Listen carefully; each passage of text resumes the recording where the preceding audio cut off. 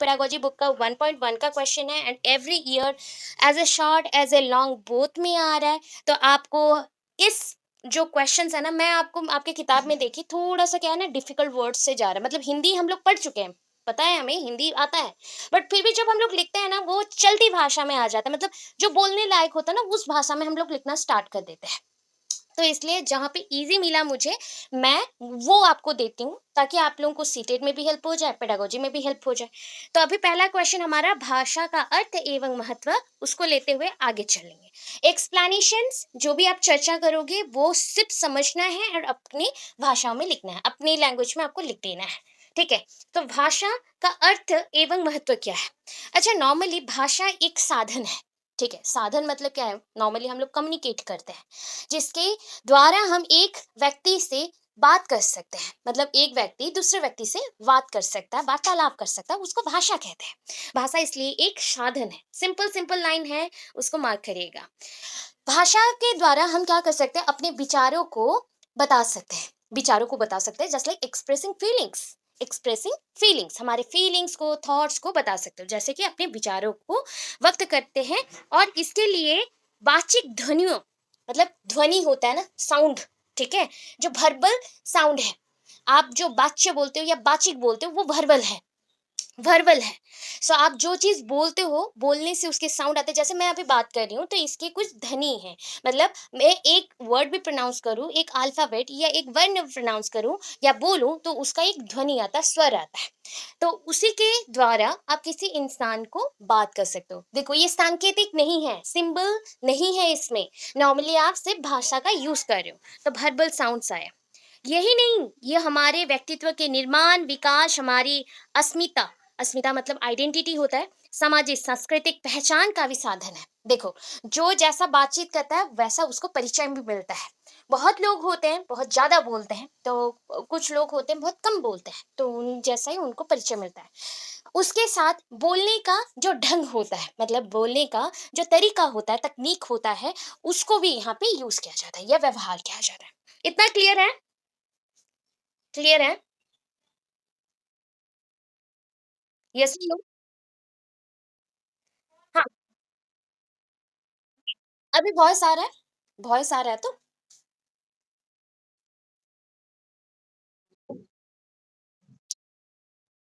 अच्छा, अच्छा। अच्छा, बाकी बच्चों को वॉइस आ रहा है? बोलो। यस। अच्छा, देखो अभी आता है कि नहीं देखो। तो आपको मैंने इतना समझाया कि भाषा जो है, भाषाओं को बोलने के लिए आपको वर्बल साउंड्स और वाचिक ध्वनियों की आवश्यकता पड़ेगी। ठीक है। ये क्या करता है ना, ये हमारा व्यक्तित्व का निर्माण करता है, विकास करता है और हमारी आइडेंटिटी मतलब परिचय बनाता है, हमारी अस्मिता को बनाता है। समाज में आपका जो पोजीशन है या स्टेटस है या फिर आपका जो स्थिति है, उसको भी बताता है आपका बोलने का ढंग या तकनीक। हो गया। अच्छा, भाषाओं के बिना क्या आप पूर्ण है? सो यहाँ पे आपका आया, भाषा के बिना मनुष्य सर्वथा अपूर्ण है। मतलब ये आधा रहेगा, हम लोग आधे रहेंगे। भाषा हमेशा बहुत इंपॉर्टेंट होता है या जरूरी होता है। इसलिए भाषाओं का इतिहास अगर देखोगे, ये एक परंपरा जैसा है। ठीक है, आप अपने संस्कृति को, आपका जो संस्कृति है उसको आगे बढ़ाना चाहते हो, आपका जो कल्चर है उसको आगे बढ़ाना चाहते हो, कला संस्कृति को आगे बढ़ाना चाहते हो, अग्रसर करवाना चाहते हो, तो भाषाओं की भूमिका बहुत महत्वपूर्ण है। साथ ही लोगों में भाषाओं के विकास अभी के समय में, मतलब आज के समय पे बहुत ज्यादा आगे बढ़ रहा है। ये निर्भर करता है परिवेश के ऊपर। जैसे आपने सीखा था विकास, विकास किस पे निर्भर करता है? विकास मतलब डेवलपमेंट, डेवलपमेंट किस पे निर्भर करता है? बोल दो। मतलब यहाँ पे आपका आनुवांशिक क्षमता आ गया, और आ गया आपका परिवेश। हाँ, परिवेश और पारिभाषिक, ओके। तो ये दोनों मिलने से ही आपके भाषाओं के भी विकास होंगे। बिकॉज भाषा, या फिर हम लोग बोल सकते हैं, जेहेतु भाषा क्या होता है, एक विकास से संबंधित है, तो उसका भी विकास जब होगा तो हमें दोनों चीजें चाहिए। ठीक है। कुछ चीजें आप अपने मतलब जो भी माता पिता हैं वहां से सीखते हैं, और कुछ चीजें जो परिवेश के प्रभाव से होती है। इतना चीजें आपको इंट्रोडक्शन में डालना है थोड़ा सा। ठीक है, मैंने समझाया, उसमें से कुछ पोर्शन आपको इंट्रोडक्शन में डालना है। अभी भाषाओं के महत्व के हिसाब से जो आप एक वर्ड लेते हो, संप्रेषण का माध्यम, संप्रेषण, अच्छा, संप्रेषण मतलब यहाँ पे बोल सकते हो कम्युनिकेशन। हम लोग कौन से प्राणी हैं? हम कैसे प्राणी हैं? सामाजिक प्राणी। सामाजिक प्राणी हैं। तो हम क्या करते हैं, एक दूसरे के साथ मिल के रहना पसंद करते हैं, मिलजुल के रहना पसंद करते हैं। तो एक दूसरे के साथ जब मिल के रहना पसंद करते हैं, तो उस समय हमारे अंदर जितने भी भाव होते हैं उसको प्रकाश करना पड़ता है, मतलब एक्सप्रेशन को क्या करते हो, शो करना पड़ता है। तो एक्सप्रेशन जब शो करते हो, भाव का प्रकाश करते हो, तो प्रकाश करने के लिए जो माध्यम है वो है भाषा। तो संप्रेषण मतलब यहाँ पे कम्युनिकेशन हो गया। तो कम्युनिकेशन करने के लिए हमें लैंग्वेज चाहिए, वैसे ही भाषाओं को बोलने के लिए, भाषाओं को विस्तार करने के लिए पहले तो मनुष्य चाहिए। एंड एवं क्या हो गया, एक मनुष्य दूसरे मनुष्य से कैसे बात करेगा, जैसे एक यहाँ पे एक मनुष्य है, दूसरा मनुष्य यहाँ पे है, कैसे बातचीत करेगा या फिर बॉन्ड बनाएगा या कनेक्शन बनाएगा। सूत्र कौन है यहाँ पे, माध्यम कौन है यहाँ पे, कम्युनिकेशन। कम्युनिकेशन के लिए क्या चाहिए आपको, भाषा चाहिए। ठीक है, भाषा चाहिए, इतना याद रखना है। अच्छा बताओ, आपको ज्ञान लेना है, किसी चीज को जानना है या ज्ञान लेना है, अंडरस्टैंडिंग करना है, तो आपको भाषा चाहिए कि नहीं? भाषा चाहिए। सो ज्ञान अर्जन को एक साथ लिखा गया, एक साथ लिखा गया ज्ञान अर्जन। ठीक है, ज्ञान अर्जन का भी साधन होता है आपका भाषा। भाषा एक आधार है, जैसे हम बोलते हैं ना, ये एक सूत्रधार है या आधार है, मतलब ये एक बेस है। भाषा को बेस बना के, आधार बना के हम ज्ञान को अर्जित कर सकते हैं, ज्ञान को अर्जित कर सकते हैं। देखो, कोई भी चीज लिखा हुआ रहेगा, जो लिखा हुआ है वो तो भाषा है ना, उसको अगर हमें समझना है तो हमें क्या चाहिए, तो उससे ज्ञान लेने के लिए भी हमें भाषा ही चाहिए। भाषा को पढ़ने लायक होना पड़ेगा, मतलब हम पढ़ सके जैसा। एंड उससे क्या होगा, बिना भाषा के मनुष्य सांसारिक रूप में या आध्यात्मिक रूप में नहीं घुस सकता। भाषा थोड़ा बहुत होने से भी आपको जानना पड़ता है। जैसे कि इंग्लिश लैंग्वेज बहुत इंपॉर्टेंट है, वैसे हिंदी लैंग्वेज भी बहुत इंपॉर्टेंट है। एक ऑफिशियल लैंग्वेज बोल सकते हो, इंडिया में पहले था, बट अभी के टाइम पे इसको ऑफिशियल लैंग्वेज से हटाया गया है। तो संस्कृति, सभ्यता, आपके कला, या फिर जो भी आपके पारिवारिक जो भी चीजें हो रही है, परिवार में हो रही है या फिर परिवेश में हो रही है, जो समाज में हो रही है, सब कुछ चीजों को अगर एक दूसरे के साथ बांटना हो तो हमें एक ही माध्यम चाहिए, वो होता है भाषा। ठीक है, इतना आपका इंट्रोडक्शन एंड थोड़ा सा मीनिंग रहा। अभी चलो आगे, भाषा शिक्षण का अर्थ एवं महत्व। भाषा शिक्षण बोला गया है, मतलब भाषा को सीखना है, लैंग्वेज टीचिंग जैसा आप बोल तो सीखना है। तो भाषा शिक्षण वह प्रक्रिया अथवा वह माध्यम है जिसमें इस बात पर हम ध्यान देते हैं, या ध्यान दिया जाता है कि बच्चा पढ़ना लिखना कैसे सीखता है। ठीक है, ज्यादा नहीं जानना है आपको। कल ही मैं वर्ड बता रही थी, पठन, लेखन, ठीक है ना, श्रवण। तो ये जो आपने सीखा, बोलना, पढ़ना, लिखना, सुनना, ये सारा चीज को अगर अच्छा करना है तो भाषाओं का महत्व बहुत ज्यादा है। ठीक है, जैसे कि आप सीख रहे हो क्या, पढ़ना लिखना सीख रहे हो, पढ़ना, किसी चीज को देख के पढ़ना। जैसे मैं यहाँ पे देख के अभी पढ़ रही हूँ कि वाइगोट्स्की के अनुसार बालकों में भाषा सीखने का समाज सीखने में समाज तथा परिवार एक महत्वपूर्ण भूमिका निभाते हैं। तो मैंने इस लाइन को पढ़ा। ठीक है, लाइन को पढ़ा, तो पढ़ने के लिए मुझे हिंदी भाषा का परिचय होना चाहिए, या हिंदी भाषा मुझे मतलब जानना चाहिए, अदरवाइज क्या हो जाएगा, मैं पढ़ नहीं पाऊंगी। ठीक है ना, अथवा क्या हो जाएगा, मुझे बहुत मुश्किल होंगे पढ़ने के लिए। तो वही चीज होता है लिखने में भी, अगर भाषा पढ़ने नहीं जानते हो तो लिख भी नहीं पाओगे, अक्षर का पहचान नहीं होगा, ध्वनियों का उच्चारण कैसे करते हैं, उच्चारण मतलब प्रोनाउंसिएशन कैसे करोगे वो भी पता नहीं चलेगा। इसलिए पढ़ने लिखने में जो सबसे महत्वपूर्ण चीज है वो है भाषा। पढ़ने और लिखने में, पढ़ने लिखने में सहायक कर सके, मतलब सहायता कर सके, ऐसे बहुत सारी चीजें हैं। जैसे कि आप बोलते हो टीचिंग मेथड्स, ठीक है, शिक्षण कौशल, शिक्षण कौशल, उसको सीखने के लिए हमें पहले मेहनत करना पड़ता है, उसके बाद हम उसको यूज करते हैं या व्यवहार करते हैं हमारे भाषा शिक्षण के लिए या फिर भाषाओं को सीखने के लिए। तो वाइगोट्स्की के अनुसार यहाँ पे एक ही लाइन बोला गया, दैट इज आपका डेफिनेशन है, ये आपका डेफिनेशन है। वाइगोट्स्की के अनुसार बालकों के भाषा सीखने में समाज तथा परिवार एक महत्वपूर्ण भूमिका निभाते हैं। ठीक है, देखो, समाज, सोसाइटी, परिवार, फैमिली, ये दोनों मिलके बच्चों में जो भाषाओं का विकास होता है वो आरंभ होता है। जैसे कि एक बच्चा बाय बर्थ घर पे ही पैदा होगा, बाहर तो नहीं होगा, घर पे ही होगा। अभी घर पे जैसे जैसे वो बड़ा हो रहा है वैसे वैसे उसके साथ सब कोई बातें कर रहे हैं, फैमिली के जो भी बुजुर्ग हैं या फिर उसके माता पिता हैं, सब कोई वहाँ पे बातें कर रही हैं। तो बातें करते हुए वो एक एक शब्द को सीख रहा है, उसके ध्वनियों को ले रहा है और सीखते हुए आगे चल रहा है। तो वहाँ से उसका भाषा अध्ययन स्टार्ट हुआ, आरंभ हुआ। उसके बाद महत्वपूर्ण जो भूमिका निभा रहे हैं वो है समाज। समाज में बहुत विभिन्न प्रकार के लोग रहते हैं। यहाँ पे जो भी लोग हैं बहुत विभिन्न प्रकार के हैं और विभिन्न प्रकार के धर्म से और जातियों से वो आ रहे हैं। तो उनके जो भाषाएं होंगी वो भी अलग होंगी। तो वो भिन्न भाषाओं से भिन्न शब्द को ग्रहण कर रहा है, बच्चा बहुत कुछ सीख रहा है। इतना चीज है। समझ आया? इतना चीज समझ आया? ओके। अच्छा, वॉइस आ रहा है ना अभी? ठीक, वॉइस आ रहा है ना? ओके। देखो, अभी भाषा शिक्षण के उद्देश्य पे चलो। ठीक है, भाषा शिक्षण का उद्देश्य क्या है? देखो, पहला चीज होता है कि आपको मैंने दो वर्ड, देखो यहाँ पे इंग्लिश में भी है ताकि आपको समझ आए, वर्बल, नॉन वर्बल। तो वर्बल मतलब जहां पे बोल पा रहे हो, जहां पे शब्द उच्चारण कर पा रहे हो, शब्द को बोल पा रहे हो, तो वो हो जाता है शाब्दिक। शाब्दिक। और गैर शाब्दिक मतलब हो गया नॉन वर्बल। गैर शाब्दिक हो गया नॉन वर्बल। ठीक है। वक्ता कौन है? हम लोग अभी वक्ता है, हम लोग बोल पा रहे हैं तो हम लोग वक्ता है। जो बोल सकता है या बात करता है उसको वक्ता बोला जाता है। सो वक्ता के कथन को समझने की योग्यता। अभी आप मेरी बातों को समझ रहे हो, तो समझने में क्या क्या चीजें आई? वक्ता जो भी व्यवहार करे, जैसे कि शाब्दिक हो गया वर्बल, गैर शाब्दिक हो गया नॉन वर्बल, जो भी चीजें उसके विचारों में आ रही हैं और समझ में आ रही है उसको वो वर्बल, नॉन वर्बल, शाब्दिक और गैर शाब्दिक हिसाब से बता रहा है।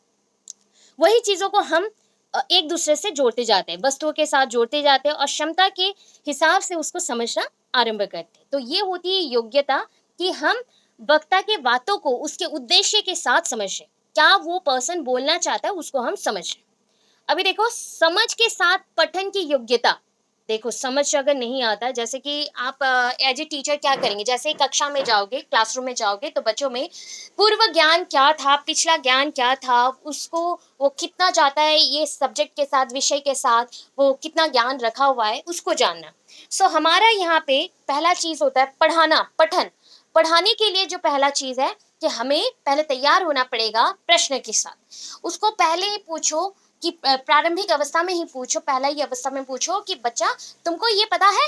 Students, you know that statements. और यहाँ पे आप पूछो वाक्य क्या होता है, वाक्य के प्रकार भेद क्या होते हैं। तो सब कुछ हमने पूछ लिया। बच्चा भी जितना जानता है उतना वो बता देगा। उसके बाद आप उसी ज्ञान के साथ जोड़ते हुए अपना विषय को आरंभ करेंगे। तो ये होता है पठन की योग्यता। ठीक है, कौन सी योग्यता है? पठन की योग्यता। अभी देखो, सहज अभिव्यक्ति की क्षमता। सहज अभिव्यक्ति की क्षमता। अच्छा, मैंने अभी आपको बोला कम्युनिकेशन स्किल। ठीक है। अच्छा बोलो, लोग अगर आपसे कठिन भाषाओं में बात करें, वो आपको समझने में ज्यादा जल्दी होगा या ज्यादा समय लगेगा, या फिर कम समय में आप कर लोगे? कठिन होगा तो ज्यादा समय लगेगा, जाएगा। हाँ। और सहज हो गया तो हमें वो चीजों को समझने में कम समय लगता है।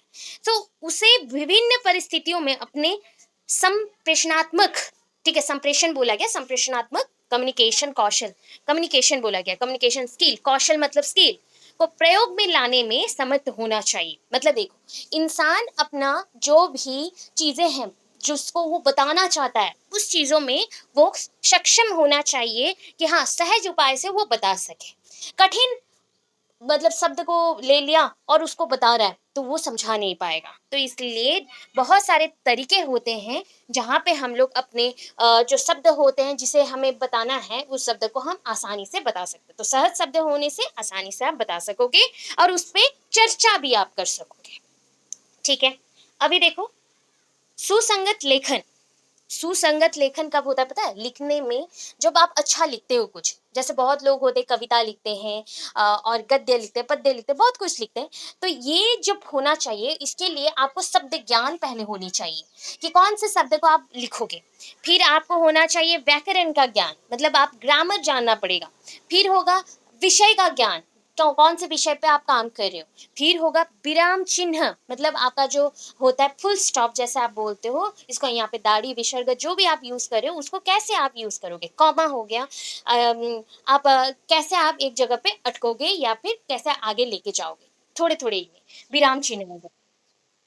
हाँ, पंक्चुएशन मार्क्स। तो ये जितने भी आपके विराम चिन्ह हो गए, शब्द ज्ञान हो गया, विषय हो गया, व्याकरण हो गया, अगर ये चीज़ आपको नहीं पता है, तो सुसंगत नहीं हो सकता। सु मतलब अच्छा, अच्छा संगत बोला गया, मतलब सुसंगत यहाँ पे हम लोग कर रहे हैं कि अच्छा लिखना, अच्छा लिखना। जितना अच्छा ज्ञान होगा इन चारों चीज़ों में, जैसे व्याकरण में, शब्द में, विषय में, विराम चिन्हों में, उतना ही अच्छा आप लोग लिख सकते हैं। आप आपका जो लेखन का प्रोसेस है या फिर प्रक्रिया है, वो आप यांत्रिक रूप से नहीं लिख सकते, यंत्र का यूज नहीं कर सकते, मशीनरी नहीं है ये, ठीक है। मशीन का यूज आप नहीं कर सकते, अपने भावों को आप अपने ही दिमाग से प्रकाश करते हो या फिर उसमें लिखते हो, इसीलिए इसका ज्ञान होना बहुत ही आवश्यकता है। अदर मतलब ये क्या होता है ना, अथवा क्या हो जाएगा, त्रुटि रह जाएगी, मतलब प्रॉब्लम्स रहेंगे, गलतियां रह जाएंगी, ठीक है। अभी देखो मैंने छोटे छोटे पार्ट में समझा है, उतना ही करना, ज्यादा मत करना, उतना ही करना। अभी देखो नेक्स्ट, विभिन्न विषयों की भाषा को समझने की योग्यता का विकास। देखो, विषयों की भाषा को समझने की योग्यता का विकास। देखो, जैसे कि हमारे पास बहुत सारे एरियाज होते हैं, बहुत सारे क्षेत्र होते हैं जहाँ पे भाषाओं के हम व्यवहार करते हैं, भाषाओं को वहाँ पे उसके प्रकृति के साथ जोड़ते हैं। जैसे कि खेल कूद हो गया, खेल कूद में जो भी शब्द उच्चारण होंगे या शब्द पढ़े जाएंगे, शब्द के व्याकरण होंगे, वो अलग होंगे। संगीत में जो रहेगा वो अलग रहेगा, फिल्म में जो यूज होता है या व्यवहार होता है वो अलग रहेगा, बागवानी में जो यूज होता है वो अलग रहेगा, निर्माण कार्य कोई चीज कंस्ट्रक्शन है उसमें जो जो वर्ड्स यूज होंगे, शब्द व्यवहार होंगे, वो अलग होंगे। तो ये सारा मिलके आपने ये जाना कि भाषाओं को हम जो विभिन्न क्षेत्र में यूज कर सकते हैं या व्यवहार कर सकते हैं, और उसको समझने की योग्यता इंसानों में होनी चाहिए। आप उतने ही दक्ष होने चाहिए, जैसे कि आप इंग्लिश को अच्छे से समझ पाते हो, उतने ही दक्ष, एबिलिटी और एबल आप उतना ही होना चाहिए, ताकि आप समझ सको कि हम जैसे संगीत में जो भाषा को यूज करें वो खेल कूद में नहीं यूज होगा, जो भाषा आपके निर्माण कार्य में यूज हो रहा है या व्यवहार हो रहा है वो आपके दूसरे क्षेत्र में यूज नहीं होगा या व्यवहार नहीं होगा। इतना याद रखो। भाषा का वैज्ञानिक अध्ययन। अच्छा बताओ, आप जब भाषा व्यवहार कर रहे थे, आप जब भाषाओं को व्यवहार करते हैं, उसका वाक्य को जानना सबसे महत्वपूर्ण है। शब्दों को जानना, फिर शब्दों को जोड़ के वाक्यों को जानना, वाक्यों को जोड़ते हुए बहुत सारे गद्य पद्य बनाना, उसका एक सिंटैक्स हुआ करता था, रूपीम हुआ करता था। तो कक्षाओं में ना हम क्या करते हैं, हमारी कक्षा कौन सी टाइप की कक्षा है बता दो, हमारी कक्षा कौन सी टाइप की कक्षा है? प्रोग्रेसिव, और एक चीज भाषाओं से संबंधित, बहुभाषाई, बहुभाषाई, मल्टीलिंगुअलिज्म। हाँ, सो हमारे जो कक्षा में योगदान होनी चाहिए, हमारी हिंदी जो टीचर्स बनेंगे या फिर हमारे जो उड़िया टीचर्स होते हैं या फिर कोई भी भाषाओं के जो टीचर होते हैं, उनकी योगदान बहुत बहुत ज़्यादा रहती है, बहुत ज़्यादा महत्वपूर्ण रहती है।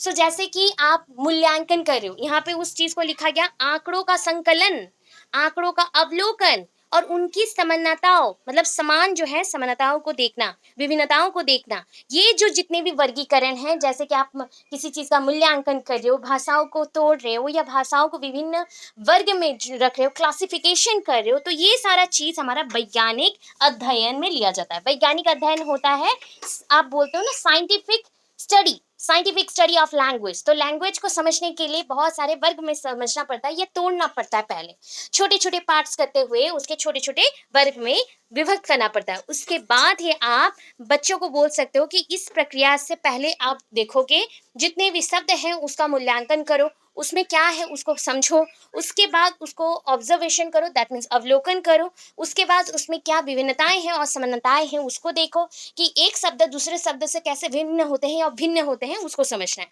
तो इस ज्ञान से बच्चा निपुण बन जाएगा, बच्चा दक्ष बन जाएगा, बच्चा बहुत कुछ सीखने को पाएगा। तो ये सारी चीज हो गया आपका भाषा का वैज्ञानिक अध्ययन। अभी देखो क्या है, सृजनात्मकता, सृजनात्मकता का विकास। अभी सृजनात्मकता का विकास क्या होता है? अच्छा, सृजनात्मक क्या होता है पता है?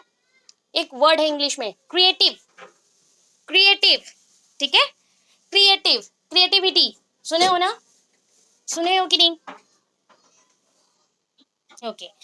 सो भाषा की कक्षा में एक विद्यार्थी को अपनी कल्पना, ठीक है, क्रिएटिव आइडियाज निकालना है, तो वो अपने इमेजिनेशन पे ध्यान देगा, कल्पनाओं पे ध्यान देगा, और सृजनात्मकता तो उसके क्रिएटिविटी को विकसित करने के लिए वो तात्पर्य और पर्याप्त जो चीज़ें होती हैं, मतलब उस तात्पर्य को समझाने के लिए पर्याप्त जो चीज़ें होती हैं, जैसे कि हमें एक इमेजिनेशन पे काम करना है, कल्पना पे काम करना है, तो उस कल्पना के संयुक्त जो चीज़ें होती हैं उसको जानने का आवश्यकता पड़ेगी पहले।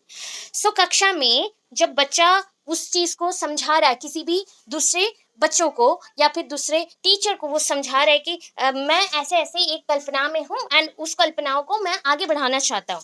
तो उसके लिए जो चीज़ें चाहिए, वहाँ पे शिक्षक और शिक्षिका जो भी रहेंगी उनको वो देगा, मतलब वो बताएगा। तब जाके शिक्षक-शिक्षिका उनके गतिविधियों पे ध्यान रखेंगे, उनको ऑब्ज़र्व करेंगे, ऑब्ज़र्व करते हुए उनकी क्रिएटिविटी पे आगे बढ़ाने के लिए लेके जाएँगे। तो अवलोकन करना बहुत ही महत्वपूर्ण होता है। अगर एक बच्चा अच्छा लिखता है, अच्छा पढ़ता है, तो उसके भाषाओं पे बहुत ज़्यादा ध्यान दो ताकि वो आगे बढ़ सके। अभी देखो, भाषा शिक्षण के सिद्धांत, ठीक है? भाषा शिक्षण के सिद्धांत मैंने यहाँ पे भी दिया है, बट यहाँ ये वाला मत करो, ये वाला करने का कोई ज़रूरत नहीं है, मैं और भी आपको सिद्धांत बताऊँगी बाद में। अभी देखो क्या है, मैंने इतना पढ़ाया, आपको मैंने मीनिंग पढ़ा दिया, समझा दिया, उसके अर्थ समझा दिया, महत्व क्या है समझा दिया। अभी चीज़ आता है कि इसका जो आप परिभाषा बोलते हो, जैसे कि एक डेफिनेशन लिखना है, तो आपको हार्डली कितने डेफिनेशन चाहिए? 2 डेफिनेशन, जो एग्ज़ाम में आते हैं और वहाँ से आप ईज़िली कर सको, ऐसे डेफिनेशन ढूँढना।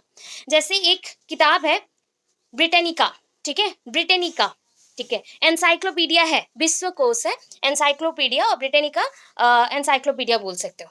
सो उसके अनुसार भाषा ध्वनि और प्रतीकों या संकेतों की ऐसी मान्य व्यवस्था है जिसके द्वारा एक समाज में लोग आपस से विनिमय करते हैं।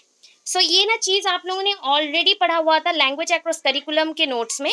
तो language is an arbitrary system of vocal symbols by means of which human beings as member of a society or social group communicate with each other. English में हमें इजी लगता है क्योंकि हमें आदत हो गई है। तो यहाँ पे क्या समझे ना, भाषा जो है आपकी भाषाओं में ध्वनि, आपका जो स्वर होता है ध्वनि होता है, और उसके साथ जो प्रतीक मतलब संकेत सिंबल्स, ठीक है, इससे जुड़ा हुआ है। आप कभी कभी क्या होता है, बिना बात किए भी बात करते हो, बिना बोले भी बात करते हो कि नहीं? बिना बोले संकेत से करते हैं, संकेत से करते हो, यस। हम लोग साइन लैंग्वेज को यूज करते हैं, तो यहाँ पे वही चीज है, मतलब प्रतीक हो गया या संकेत हो गया, उसको हम लोग व्यवहार कर रहे हैं। ध्वनि और प्रतीक दोनों को, प्रतीकों को हम लोग यहाँ पे व्यवहार करें, जिसके द्वारा समाज में हम जैसे रहेंगे दूसरे लोगों से हम लोग विचार कर सके और विनिमय कर सके। जैसे मेरा बात आप तक पहुंचाना है तो हम लोग उसी माध्यम से कर सकते हैं, ठीक है? तो ये ब्रिटेनिका एनसाइक्लोपीडिया और विश्वकोश के द्वारा बोला गया है। और एक है हेनरी स्वीट, हेनरी स्वीट। तो हेनरी स्वीट के अनुसार जिन व्यक्त ध्वनियों द्वारा विचारों की अभिव्यक्ति होती है उसे भाषा कहते हैं। जिस या जिन ध्वनियों द्वारा, और आप जो बातें करते हो उसमें जो साउंड आते हैं ना, साउंड आते हैं, सो उसका जो एक्सप्रेशन है, मतलब अभिव्यक्ति मतलब एक्सप्रेस करना, अपने विचारों को एक्सप्रेस करना, थॉट एक्सप्रेशन, ठीक है, अभिव्यक्ति बोला जाता है। तो जिन व्यक्त ध्वनियों द्वारा विचारों की अभिव्यक्ति होती है, जो भी आपके स्पीच के साउंड होते हैं, जैसे कि आप बात कर रहे हो तो बात करने से जो शब्द के अंदर जो साउंड है, ध्वनि है, उसको व्यवहार करते हुए जो आप अपने एक्सप्रेशंस को देते हो, थॉट को देते हो, मतलब आपके विचारों को बताते हो लोगों के पास, उसे भाषा कहते हैं, उसे भाषा कहते हैं, ठीक है? सिर्फ 2 दिया, ज़्यादा नहीं दिया। अभी आपको चले जाना है प्रकृति पे, भाषा की प्रकृति। भाषा एक सामाजिक वस्तु है, भाषा एक सामाजिक वस्तु है, क्योंकि ये समाज में ही रहता है। देखो अभी इसको ना समझाना है, मतलब अपने पॉइंट से समझाना, बस मैं एक बार आपको इसके अंदर क्या क्या लिखा हुआ है पढ़ी हूँ तो मैं बता देती हूँ, उसको अपने ही भाषा में लिखना, देखना बहुत ईजी हो जाएगा। भाषा एक सामाजिक वस्तु है, तो आप आरंभ कहाँ से करोगे कि हम समाज में रहते हैं, समाज में रहते हुए हमें बहुत सारे नियम कानून मानने पड़ते हैं, और वहाँ पे सबसे ज़्यादा जो महत्वपूर्ण होता है वो है भाषा। कारण होता है कि भाषा सीधा संबंध रखता है हमारे समाज के लोगों के साथ। तो भाषाओं से हम अपनी अभिव्यक्ति को दिखा सकते हैं या फिर प्रचार कर सकते हैं। हम अपने प्रमुख रूप से जो भी हमें ज़रूरत होती है उसके बता सकते हैं। तो ये समाज और परिवार को एक साथ जोड़े रखता है, इसीलिए भाषा महत्वपूर्ण है और एक सामाजिक वस्तु है। समझ में आया? समझ आया? और एक बार बोलूं, समझ आया ना? और एक बार बोलूं क्या? अच्छा, देखो सिर्फ़ सुन के जाना, एग्ज़ाम हॉल में ज़्यादा पढ़ना नहीं है, अपने वर्ड्स पे ध्यान देना। मैं बहुत दिनों से हिंदी नहीं पढ़ाई थी इसलिए मुझे थोड़ा हिंदी बोलने में प्रॉब्लम हो रहा है, अदरवाइज़ मैं जितना हो सकता है बोल रही हूँ, ठीक है? तो यहाँ पे लिखा गया है भाषा एक सामाजिक वस्तु है, कैसे आरंभ करोगे इसका जो एक्सप्लेनेशन है या फिर आप जो बताना चाहते हो वहाँ से आरंभ करना कि हम एक सामाजिक प्राणी हैं और हम समाज में रहते हैं। समाज में बहुत सारे नियम कानून होते हैं जिसे हमें मानना पड़ता है। तो उस चीज़ को मानने के लिए उस नियम को बनाना पड़ेगा और नियम को बनाने के लिए जो सीधा सीधा स्वरूप से संबंधित है वो है भाषा। भाषाओं को हम अपने विचारों में अभिव्यक्त करते हैं और भाषाओं को व्यवहार से हम कोई भी चीज़ों को प्रचार कर सकते हैं। हमारी जो अभिव्यक्ति होती है और जो हम वाचिक शब्द यूज़ करते हैं मतलब व्यवहार करते हैं, वो एक-दूसरे से बातचीत करने के लिए, विचार करने के लिए, विनिमय करने के लिए हम व्यवहार करते हैं। इसीलिए सामाजिक वस्तु है, भाषा एक सामाजिक वस्तु है और हमें जोड़े रखा है, परिवार और समाज को जोड़े रखा है। होगा? अभी हो जाएगा? ओके, चलो। देखो ये चीज़ देखो इतना बड़ा था ना मैंने इसको इसलिए छोटा कर दिया। मैंने पढ़ लिया था कल एंड आपको वही बता रही हूँ एंड उसको सुन लेना बस। अगर अभी क्लास में नहीं सुन पा रहे हो, अच्छे से आप माइंड एक्टिव नहीं है, तो मैं इसको रिकॉर्डिंग को डाल दूँगी, अच्छे से सुनना और उसी को ही लिखना, मार्क अच्छे आएँगे। देखो, एक वर्ड लिखते जाओगे, उसका वर्ड का मतलब नहीं पता है, ऐसा मत करना। मुझे हिंदी मेरा अच्छा होता था बट अभी हिंदी में क्या हो गया सिर्फ़ 4-5 साल से इंग्लिश ही पढ़ा रही हूँ, सो दैट हिंदी में थोड़ा-सा घुस नहीं पा रहे हैं हम, इंग्लिश वर्ड आ जा रहा है, तो उसको थोड़ा-सा एडजस्ट करना। बाकी मैं बता रही हूँ अच्छे से, आप वो करो। भाषा एक परंपरागत वस्तु है, परंपरागत क्यों हो गया? बताओ? देखो, जैसे हो गए हमारे परंपरा, कहाँ से हमें हमारी परंपरा मिलेंगी बताओ? कहाँ से मिलेगी?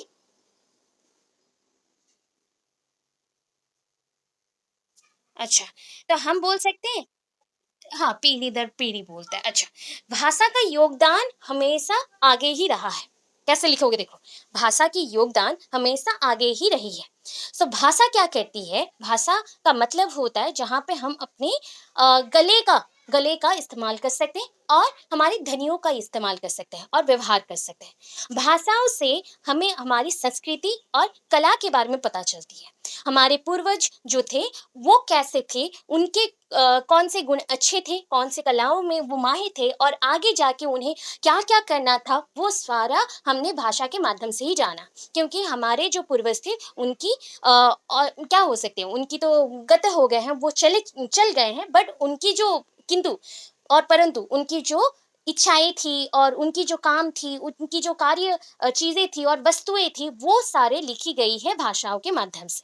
और उसी भाषाओं के माध्यम से हमें अपने पूर्वज के बारे में पता चलता है। तो परंपरागत हमें अपने पूर्वज के बारे में और हमारी कला के बारे में, हमारी संस्कृति के बारे में पता चलते है। इसीलिए भाषा एक परंपरागत वस्तु है। ठीक है? समझ आया? होगा? अगेन बोलूँ? हो जाएगा। देखो ये अच्छा हाँ, ठीक है, मैं ये बोल रही हूँ कि पीढ़ी दर पीढ़ी आप जो भी चीज़ें सीख रहे हो ना, आप ही ने बोला, अभी परंपरागत मतलब होता है जो हमारे पूर्वज जैसे थे, उनके समय में जो कला थी, संस्कृति थी, जो अभी भी हम सीखना चाहते हैं, तो वो हमें पढ़ने को मिलता है कहाँ पे बताओ? हिस्ट्री में। इतिहास में पढ़ने को मिलता है और इतिहास को लिखने के लिए भी तो भाषाओं की आवश्यकता होती है। तो भाषाओं में जो ध्वनि का हमने व्यवहार किया, जो शब्द का हमने व्यवहार किया, जो वस्तुएँ पहले थी उसे जानने के लिए जो हमने लिखा, तो उस लिखावट से हमें हमारे पूर्वज के बारे में, हमारे कला और संस्कृति के बारे में पता चलती है। तो ये कथन है हमारे संस्कृत एक विद्वान की कथन है कि हमें भाषा को बहुत अच्छे से और महत्वपूर्ण रूप से व्यवहार करनी चाहिए क्योंकि भाषाओं के द्वारा हमें हमारी पुरातन चीज़ों के बारे में पता चलती है। पुरातन चीज़ों के बारे में पता चलती है, मतलब जो भी पहले जो चीज़ें थी उसके बारे में पता चलती है। बच्चा कहाँ से सीखना आरंभ करेगा? अपने परिवार से, उसके बाद जब वो समाज में जाएगा वहाँ से सीखता है। तो देखो हम जैसे हैं, हम हमारे जो आएँगे, जो बच्चे आएँगे उनको हम हमारे बातों को बताएँगे, वो अपने बच्चों को बताएँगे, तो यही परंपरागत है जो पूर्वज कर चुके हैं, उसके बारे में, कला के बारे में, संस्कृति के बारे में पता चलती है। हो गया? ओके। देखो, भाषा अनुकरण से सीखी जाती है। देखो, भाषा कैसे सीखते हो? Language is learned by imitation. Language is learned by imitation. Copy करते हुए, और हम बोल सकते हैं अनुकरण के माध्यम से। एक बच्चा जन्म से ही किसे देख रहा है बताओ अपने सामने? सबसे पहले किसे देखता है? सबसे पहले किसे देखता है? एक बच्चा जैसे जन्मजात है, मदर को, माँ को देखेगा, राइट। सो वहां पे हमें पता चलता है कि उस समय कोई भाषाओं का यूज और व्यवहार नहीं होते, भाषाओं का व्यवहार बिल्कुल नहीं होती है। परंतु जैसे वो बड़ा होते जाता है, थोड़ा थोड़ा करके बड़ा होते जाता है, जैसे वो 6 महीना का हो गया, 7 महीना का हो गया, 8 महीना का हो गया, तो कुछ कुछ एक एक आधे आधे शब्द वो बोलना आरंभ करता है। तो वो कहाँ से शुरू किया? अपने माता पिता से सीखना शुरू करता है। सो माता पिता जैसे बात करेंगे वैसी तरह से एक बच्चा बातचीत करता है, वार्तालाप करना आरंभ करता है। तो यहाँ पे इसलिए बोला गया भाषा अनुकरण से ही सीखा जाता है। भाषा वो उसने कहाँ से सीखा? अपने माता पिता से। वो भी बारंबार देखते हुए सीख रहा है। उसके दिमाग में रट्टा, मतलब हम रट रहे हैं या फिर एक कॉपी किया जा रहा है, ऐसे सीख रहा है। ठीक है, बारंबार प्रयोग से वो सीख पाता है। अच्छा, अभी देखो क्या है, भाषा परिवर्तनशील है। क्या भाषा बदलाव लाती है? भाषा बदलाव लाती है, हाँ या ना? भाषा बदलाव लाती है। मैंने बोला भाषा बदलाव लाती है कि नहीं? समाज में हो, कला में हो, संस्कृति में लाती है। अच्छा, उस हिसाब से अगर देखा जाए तो भाषा समाज में परिवर्तन लाती है। तो हम भाषाओं को अगर रूप रंग से देखें, अगर भाषाओं को रूप रंग से देखें, क्या हमारे प्राचीन सभ्यता में, प्राचीन जो अवस्था था, व्यवस्था था, उस समय क्या बहुत सारी भाषाएं थी? क्या उस समय बहुत सारी भाषाएं थी?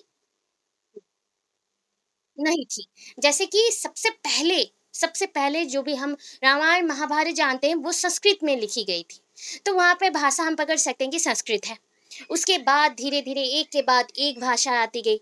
इंग्लिश हमारे इंडिया में और भारत में जो इंग्लिश और मतलब अंग्रेजी आप लोग जो बोलते हो उसका जो व्यवहार आया, वो 2 प्रकार के थे, 2 प्रकार के थे। एक है कौन-सा इंग्लिश बताओ? यूके इंग्लिश एक यूज़ किया जाता है और एक है यूएस इंग्लिश। US English. ये 2 प्रकार के हम लोग यूज़ करते हैं। किंतु उसे छोड़ के और कोई इंग्लिश के बारे में हम लोग जानते हैं क्या भारत में? नहीं। तो वैसे ही है, अभी आप इंग्लिश को देख रहे हो एक तरह उसका जो भी वर्णन है, एक्सप्लेनेशंस है, सब कुछ एक में ही है।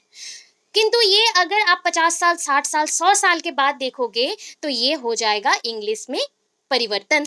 सो क्या है? भाषाओं में परिवर्तन आती रहती है। एक भाषा और एक भाषा का उत्पत्ति स्थल होता है। एक भाषा और एक भाषा का उत्पत्ति स्थल है। अच्छा बताओ, हमारा हिंदी हिंदी हो गया, ओडिया हो गया, बंगाली हो गया, ये जितने भी भाषाएँ हैं कहाँ से आई हैं? क्या इसका उत्पत्ति स्थल कौन है? संस्कृत से है। बस, संस्कृत से है। तो ये आपको समझ जाना है। सो हम लगभग उदाहरण दे सकते हैं, 500 साल पहले, 500 साल ईस्वी लिखा गया है, तो 500 साल पहले पूर्व उत्तर भारत में संस्कृत भाषा का प्रयोग होता था। देखो मैंने बहुत सिंपल सिंपल चीजों से आपको समझाने का ट्राई किया। आप उसी को समझना एंड आज ही लिख डालना। ठीक है, एक दो क्वेश्चन हर दिन करो, 4-5 दिन में सारे लॉन्ग क्वेश्चंस कंप्लीट हो जाएंगे, आपका हिंदी बन जाएगा नोट्स। ठीक है।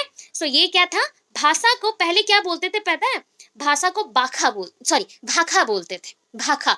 ठीक है, भाखा। और भाषाओं को संप्रेषण को क्या बोला जाता पता है? जैसे संप्रेषण मतलब हो गया कम्युनिकेशन, तो इसको बोला जाता था, जैसे पानी बहता है भाषा भी बहती है, जैसे पानी बहती है वैसे भाषा भी बहती है। ठीक है, भाषा एक प्रकार की बहनशील वहनशील चीजें हैं और एक जगह से दूसरे जगह को जा सकते हैं लोगों के माध्यम से, लोगों के माध्यम से। इसका उत्पत्ति स्थल है संस्कृत, इसका उत्पत्ति स्थल है संस्कृत। सो हम यहाँ से पता कर सकते हैं कि हम जैसे जैसे आगे बढ़ते चलेंगे, जैसे जैसे बहुत सारे लोग जन्म हो रहे हैं, जैसे ही हमारे नंबर्स और आकलन बढ़ रही है, संख्याओं में हम बढ़ रहे हैं, वैसे वैसे ही भाषाओं में परिवर्तन आते जाएंगे। हमारे व्यवहार के हिसाब से इसकी मात्राएं बढ़ेंगी और इसके शब्द जो होते हैं उसमें विभिन्नताएं आएंगी और भाषा परिवर्तन होते जाएगा। ठीक है। जैसे एक संस्कृत में, संस्कृत भाषा का शब्द है क्या, देखो संस्कृत भाषा का एक एग्जांपल दे रही हूँ, शब्द है कर्म। कर्म मतलब क्या है बताओ? काम। अभी के टाइम पे हम लोग क्या बोलते हैं? काम। ओ, प्राकृतिक काल में कम्म बोला जाता था।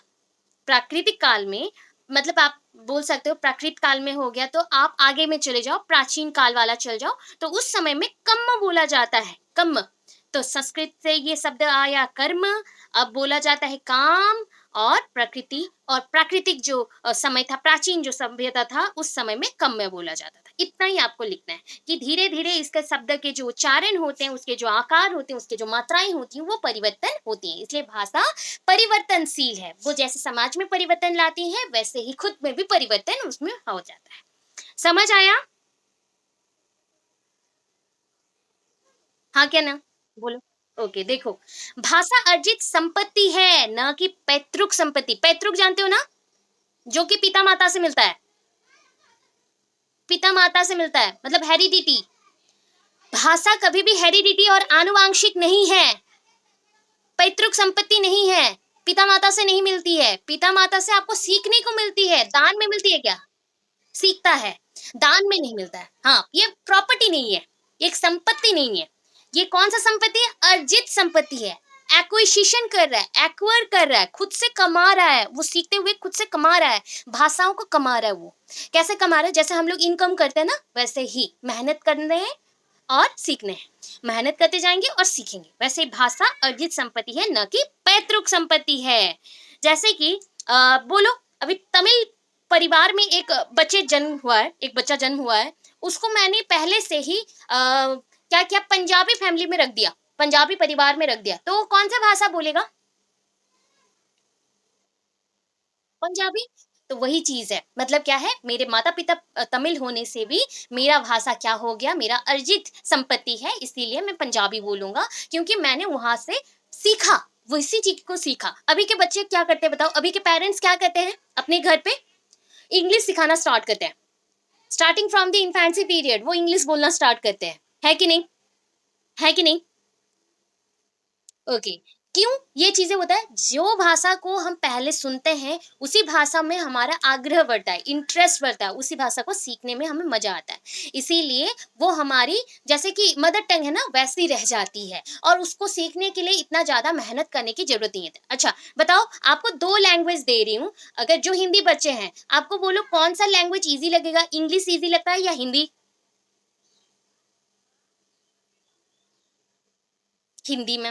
अच्छा, जो इंग्लिश मीडियम के होंगे, वो इंग्लिश ईज़ी होगा उनके लिए, क्योंकि बचपन से जो हम सीखते हैं, जो लैंग्वेज को हम पढ़ना स्टार्ट करते हैं, आरंभ करते हैं, उसी से ही हमें क्या हो जाता है, लगाव हो जाता है, उसी में ही इंटरेस्ट आ जाता है, सो दैट हमें उसी में ही आगे जाना पड़ता है। तो ये भाषा अर्जित संपत्ति है, ना कि पैतृक संपत्ति। आप जैसे परिवेश में रहोगे, जिस भाषाओं को पहले सुनोगे, जैसे आप बोलना-चलना स्टार्ट करोगे या आरंभ करोगे, वो आप अर्जित करना आरंभ कर दें। तो ये अर्जित संपत्ति है, ना कि पैतृक संपत्ति।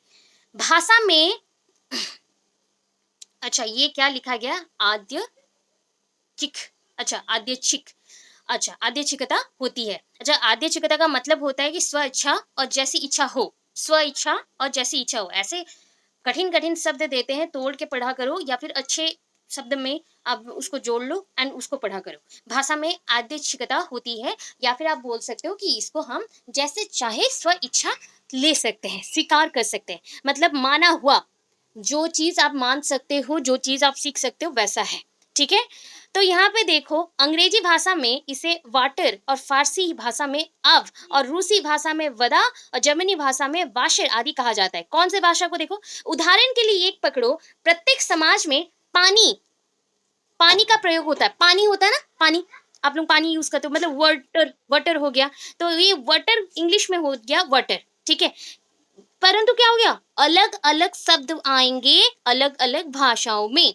पानी बोल दिया हिंदी में, इंग्लिश में बोल दिया वाटर, फ़ारसी में बोल दिया आव, रूसी में बोल दिया वदा, जर्मनी में बोल दिया वाशर।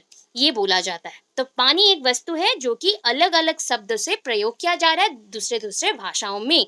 तो हमारा मेन चीज़ है यहाँ पे सीखने का। जैसे कि हम लोग ग्रामर पढ़ते हैं ना, स्व इच्छा हम लोग पढ़ सकते हैं। ग्रामर को क्या पढ़ते हो? तो ग्रामर को हिंदी में बोलते हैं व्याकरण। जैसे यहाँ पे एक व्याकरण ने दिया, राम ने पत्र पढ़ा। 2 बार ने लग गया है, करेक्ट कर लेना। राम ने पत्र पढ़ा। Ram read a letter. Ram read a letter. तो ये आपके हो गए, जो ने है कर्ता के साथ है और परसर्ग का प्रयोग हो सकता है। तो आप लोग राम ने ने यूज किया गया है। ने आप किस लिए बोला? कर्ता को दर्शाने के लिए ने का यहाँ पे यूज हुआ है। कर्ता मतलब सब्जेक्ट है, सब्जेक्ट को दिखाने के लिए हमने यहाँ पे ने को लिखा हुआ है। तो ने आपका यहाँ पे परसर्ग हो गया, तो उसको आप यूज करोगे। अच्छा, उपसर्ग किसको बोलते हैं, परसर्ग किसको बोलते हैं? उपसर्ग, परसर्ग।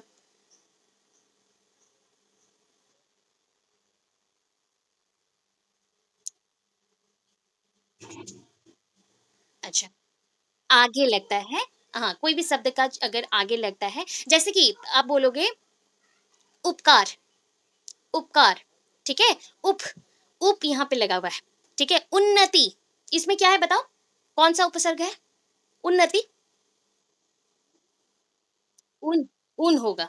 तो यहाँ पे उत होगा। अच्छा, करेक्शन करना, उन्नति में उन नहीं होता है, उत होगा, क्योंकि यहाँ पे न में न है। 2 न आते हैं, तो संधि विच्छेद जब करोगे उत आएगा, उत आएगा, ठीक है? अच्छा, कोई बात नहीं, हम लोग सीखेंगे, सीखेंगे।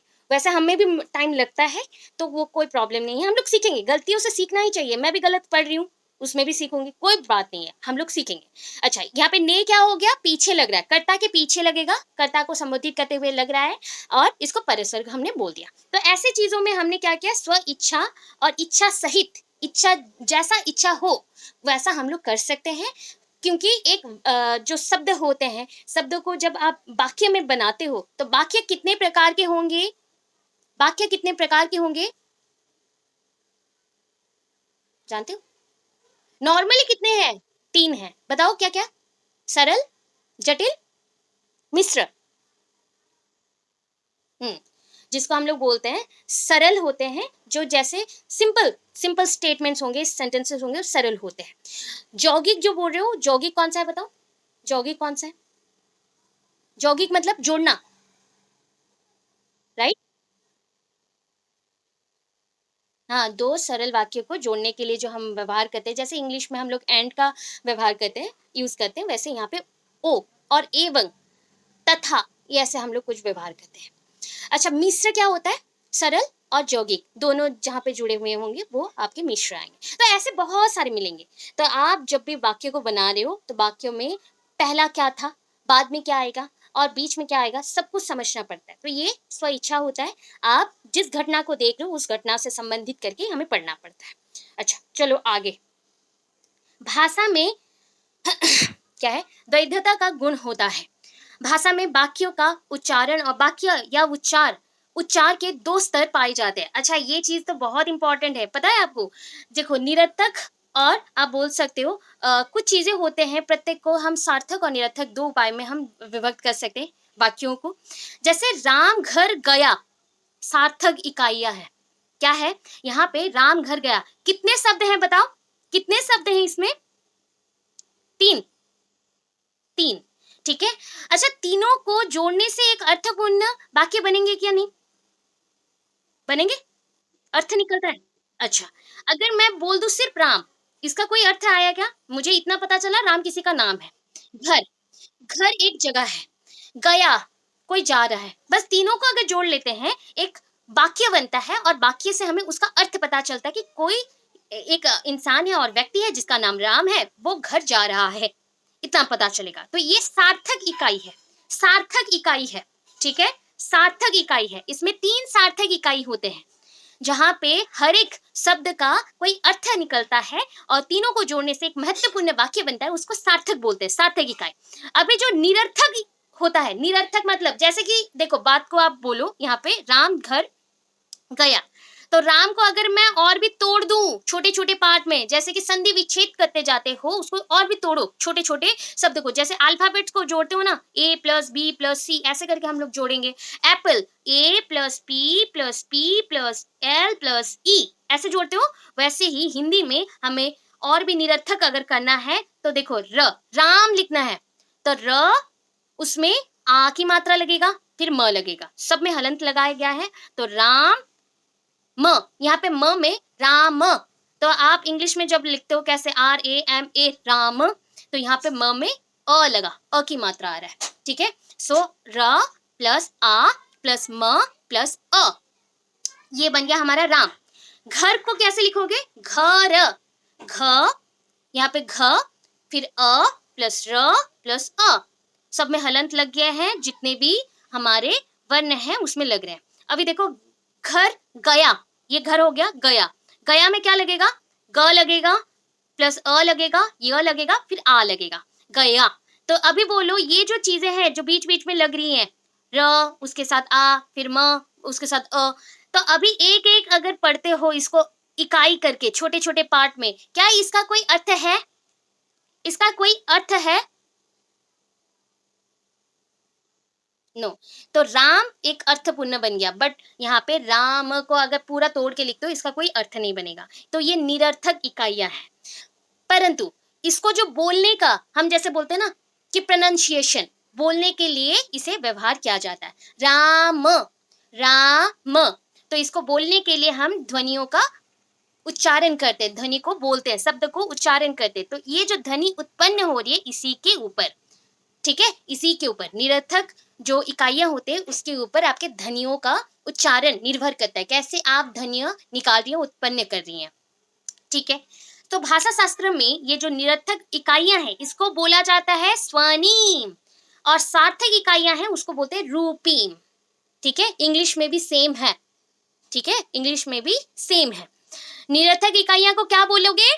निरर्थक इकाइयां को क्या बोलोगे? फटाफट बोलो। स्वनिम, स्वनिम, और सार्थक इकाइयां को आप रूपीम बोलोगे। सार्थक इकाइयां ये है राम प्लस घर प्लस गया, और निरर्थक में राम, र प्लस अ, सॉरी र प्लस आ प्लस म प्लस अ, ऐसे करके तोड़ना है। तो निरर्थक और सार्थक।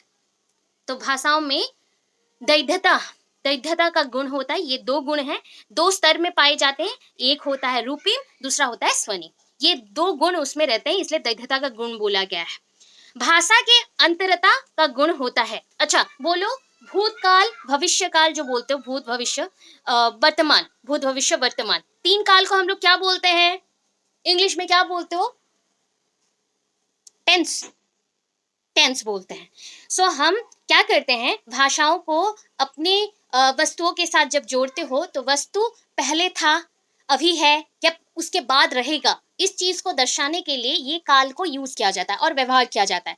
भूतकाल, भविष्य काल और वर्तमान काल। तो आपका जो भविष्य का काल है वो भविष्य काल है या भविष्य का समय है? बोलो। भविष्य समय है, बोलो। काल है या समय है? समय, टाइम है। तो इस हिसाब से आपको पता चला कि भाषाओं में अंतरता का गुण होता है, जहाँ पे हम अंतर दिखा सकते हैं कि कोई वस्तु था या है या रहेगा। तो इस चीज़ों को दर्शाने के लिए कोई काम हो रहा है, क्या हो गया है, वो होने वाला है। तो इस चीज़ों को दिखाने के लिए, अंतर दिखाने के लिए वाक्यों में, भाषाओं का हम अंतरता का गुण होता है बोल के जान पाते हैं। इतना ज़्यादा नहीं लिखना है, कम करके लिखना है, ठीक है। भाषा समाज और सापेक्ष प्रक्रिया है। मानव समाज में ना भाषा का जन्म जो होता है, भाषा का जन्म मानव समाज से ही आरंभ हुआ है, ये संभव हो पाया है। और भाषा जब भी हम सीखते हैं उसके प्रयास में हम लोग जुड़ जाते हैं। भाषाओं के एक प्रयोग से हम किसी भी कार्य को बहुत मतलब सहज उपाय से कर सकते हैं। जीवन में जो भी चीजें चल रही है उसको समाज से जोड़ सकते हैं। तो इसीलिए समाज सापेक्ष है, मतलब समाज से जुड़ा हुआ है, सापेक्ष, सापेक्ष जुड़ा हुआ है। आप जैसे जुड़े हुए हो, भाषा भी उसके साथ जुड़ा हुआ है। तो मनुष्य समाज में रहता है, सामाजिक व्यक्तित्व उसके पास है, तो उसके साथ वो भाषाओं के संदर्भ को भी बताता है और भाषाओं को कैसे व्यवहार करना है वो भी बताता है, ठीक है। भाषा का कोई अंतिम स्वरूप नहीं है। भाषा कभी भी खत्म हो सकता है क्या? भाषा कभी खत्म हो सकता है? नहीं। एक भाषाओं से दूसरे भाषाओं की उत्पत्ति होती है, एक भाषा से दूसरे भाषा की उत्पत्ति होती है, भाषाओं के रंग रूप में परिवर्तन आता है। भाषा बहुत सारे शब्दों से जुड़ा हुआ है, इसीलिए शब्द जब बिखर जाते हैं तो नए शब्द आते हैं, परंतु शब्द में बदलाव आने से भी भाषाओं में विलुप्त होना और लुप्त हो जाना या खत्म और एक्सटिंक्शन हो जाना नहीं होता। मतलब भाषा कभी खत्म नहीं होती है, एक भाषाओं से दूसरी भाषाओं की उत्पत्ति होती है। जैसे कि पहले के समय पे देखो, पहले के समय पे 1930-35, मतलब इस समय में क्या होता था, आसपास थानेदार को जमादार कहा जाता था। अभी क्या बोलते हैं? अभी क्या बोलते हैं? थानेदार बोलते हैं। थानेदार मतलब थानेदार, बोलो बोलो, क्या हो जाएगा? थानेदार का मतलब क्या है बताओ, फटाफट बोलो।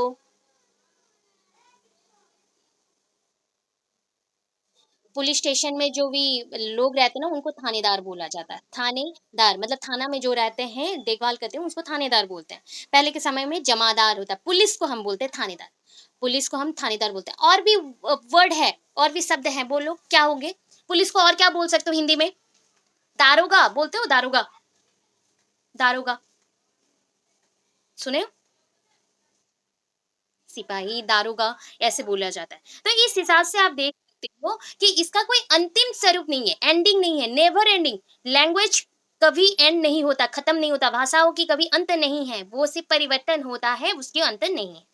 सो ये आपने समझ लिया। भाषाओं के महत्व में भी उतना ही लिखना, वही सेम चीज है, ज्यादा लिखने की कोई आवश्यकता नहीं है। अभी देखो, भाषा मातृभाषा हिंदी का संप्रदाय, प्रकृति एवं क्षेत्र है। तो इस प्रश्न में क्या करोगे? यहाँ पे हिंदी भाषा की उत्पत्ति है, उतना याद करना है। अच्छा, ये प्रश्न आया तो क्या लिखोगे इसमें? पहला बता दो मुझे, क्या लिखोगे?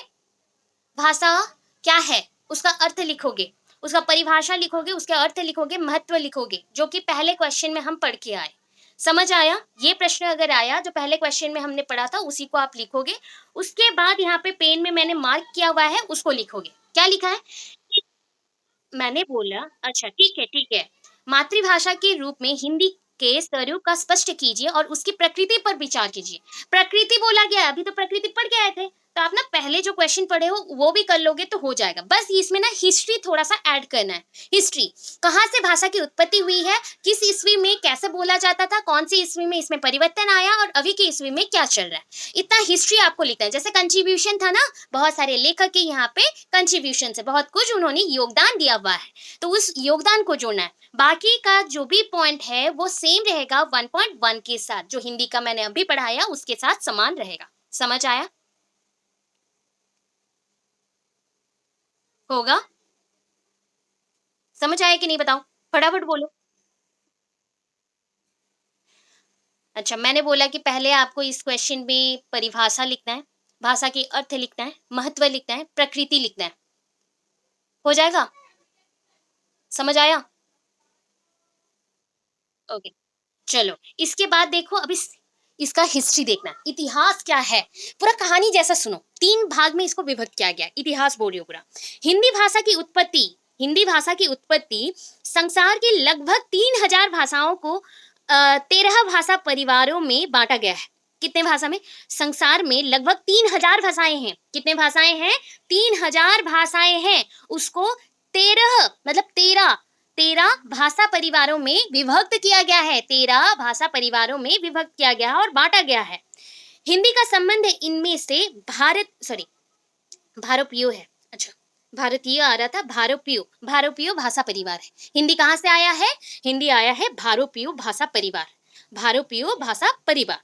इस भाषा परिवार का मूल स्थान कहाँ पे है पता है? देखो यहाँ पे क्या लिखा है, ब्रंदेस्ताइन, ब्रंदेस्ताइन। ठीक है, जस्ट लाइक होता है ना बालूचिस्तान पाकिस्तान, वैसे ही है ब्रंदेस्ताइन। ब्रंदेस्ताइन भारतीय भाषा परिवार से हिंदी भाषा आई है। हिंदी भाषा कहाँ से आई है? भारतीय भाषा परिवार से। मूल स्थान है ब्रंदेस्ताइन से आई है, जो कि यूराल पर्वत के दक्षिण पूर्व की किर्गिज मैदान में स्थित है। इतना नहीं लिख पाओगे, बस इतना लिख देना, इतना लिख देना, 2 लाइन। ठीक है, भारतीय भाषा परिवार बंदिस्तान, इतना लिख देना। अभी देखो जो मार्क किया गया है उसमें चले जाओ।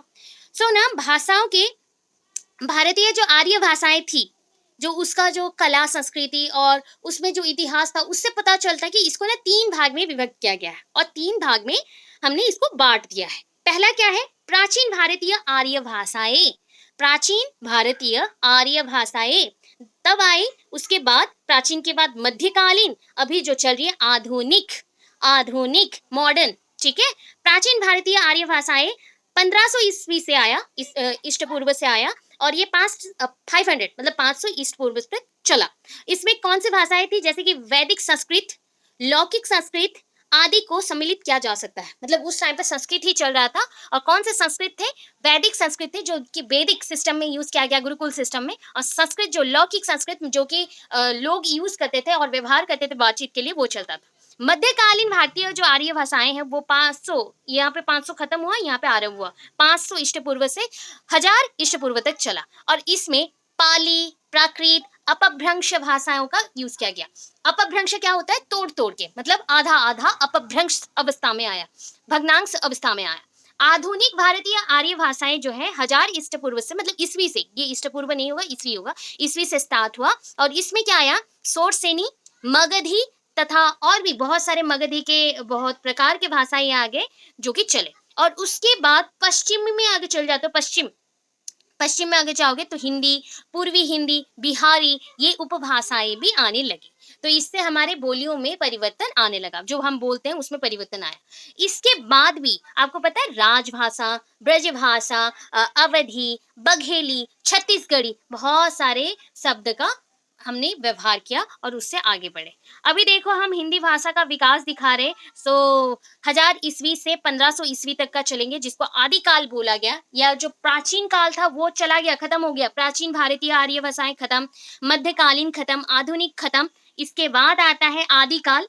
आदिकाल, मध्यकाल, आधुनिक काल, काल आता है, ठीक है। आदिकाल सन 1000 ईस्वी से आरंभ हुआ 1500 ईस्वी तक, इष्ट पूर्व खत्म हो गया, उसके बाद ईस्वी आया। मध्यकाल में सन 1500 ईस्वी से 1800 ईस्वी तक, आधुनिक काल में सन 1800 ईस्वी से आज तक जो चला आ रहा है। यहाँ तक क्लियर है? क्लियर है?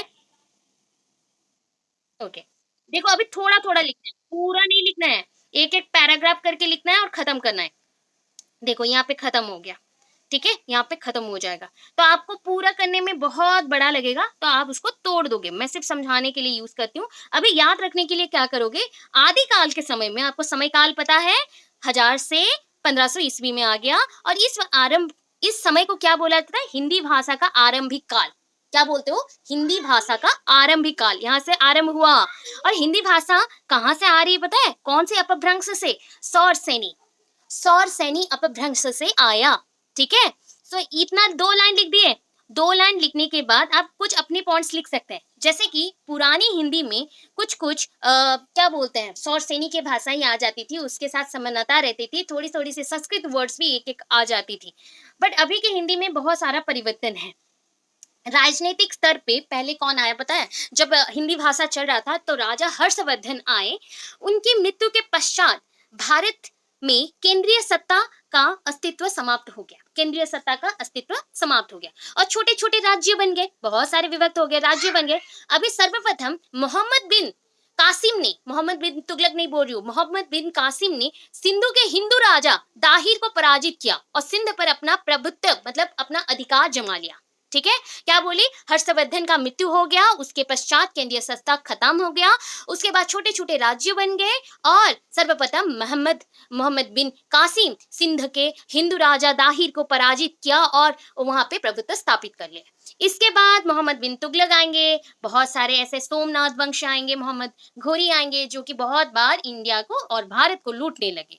उसके बाद उसी समय पे क्या हुआ, जैसे जैसे एक एक लोग आ रहे हैं ना, एक एक लोग आ रहे हैं जैसे परास्त करने के लिए और पराजित करने के लिए, तो उनके साथ उनके भाषाएं भी तो आ रही है भारत में। तो इसीलिए जैसे कि फारसी भाषा, अरबी भाषा इसी समय पे आया। इसके साथ साथ आदिकाल में एक एक भाषा का नाम सुनो, अच्छा लगेगा। डिंगल पिंगल, ठीक है, डिंगल पिंगल, ब्रज, अवधी, भोजपुरी, मैथिली, खड़ी बोली, पंजाबी, ये भाषाएं भी प्रचलित होने लगी। इतना करना है, इस पेज में इतना करना है, समझे या नहीं? बोलो, समझे या नहीं? ये सुन लो। अच्छा, देखो क्या था, उस समय पे हिंदी भाषा का आरंभ हुआ। हिंदी भाषा कौन से अपभ्रंश से आया? सौरसेनी। सौरसेनी से आने के बाद उस समय पे राजा हर्षवर्धन का समय चल रहा था, केंद्रीय सत्ता चल रहा था। हर्षवर्धन जब मृत्यु हो गया तो केंद्रीय सत्ता हट गया। उसके बाद आए मोहम्मद बिन कासिम। उन्होंने क्या किया, सिंध, सिंध जो आपके पर्वत है उस राज्य में गए और उसमें जो एक हिंदू राजा थे, कौन थे हिंदू राजा? दारिल, आई थिंक, देख लो, दाहिर, दाहिर, सॉरी, दाहिर थे। तो दाहिर को उन्होंने मार डाला और अपना सत्ता विस्तार कर दिया। उसके बाद आए हमारे सोमनाथ वंश। सोमनाथ वंश चले चले चले, उसके बाद मोहम्मद बिन गोरी आए और उन्होंने क्या किया, बहुत बार भारत को लूट लिया, ये तो जानते ही हो। और लूटने के बाद जैसे जैसे एक एक लोग आते गए तो वैसे वैसे भाषाओं में परिवर्तन आता गया। अरबी आया, फारसी आया, डिंगल पिंगल आया, ब्रजभाषा आया, खड़ी बोली आया, बहुत सारी भाषाएं आई। तो ये था हमारा कहानी आदिकाल का। आदिकाल के बाद आता है कौन? आपके कौन काल आएंगे बताओ? मध्यकाल। कौन सा काल आया आदिकाल के बाद? मध्यकाल। तो मध्यकाल 1500 जो समय है ईस्वी है वहां से 1800 ईस्वी तक रहा। 1800 ईस्वी मतलब कौन सा बताओ? कौन सा century? 18th century. 18th century. ठीक है। तो हिंदी भाषा का स्वर्ण युग किसको बोला गया? मध्यकाल को। हिंदी भाषा का स्वर्ण युग किसको बोला गया? बोलो किसको बोला गया? बोलो फटाफट बोलो। मध्यकाल को।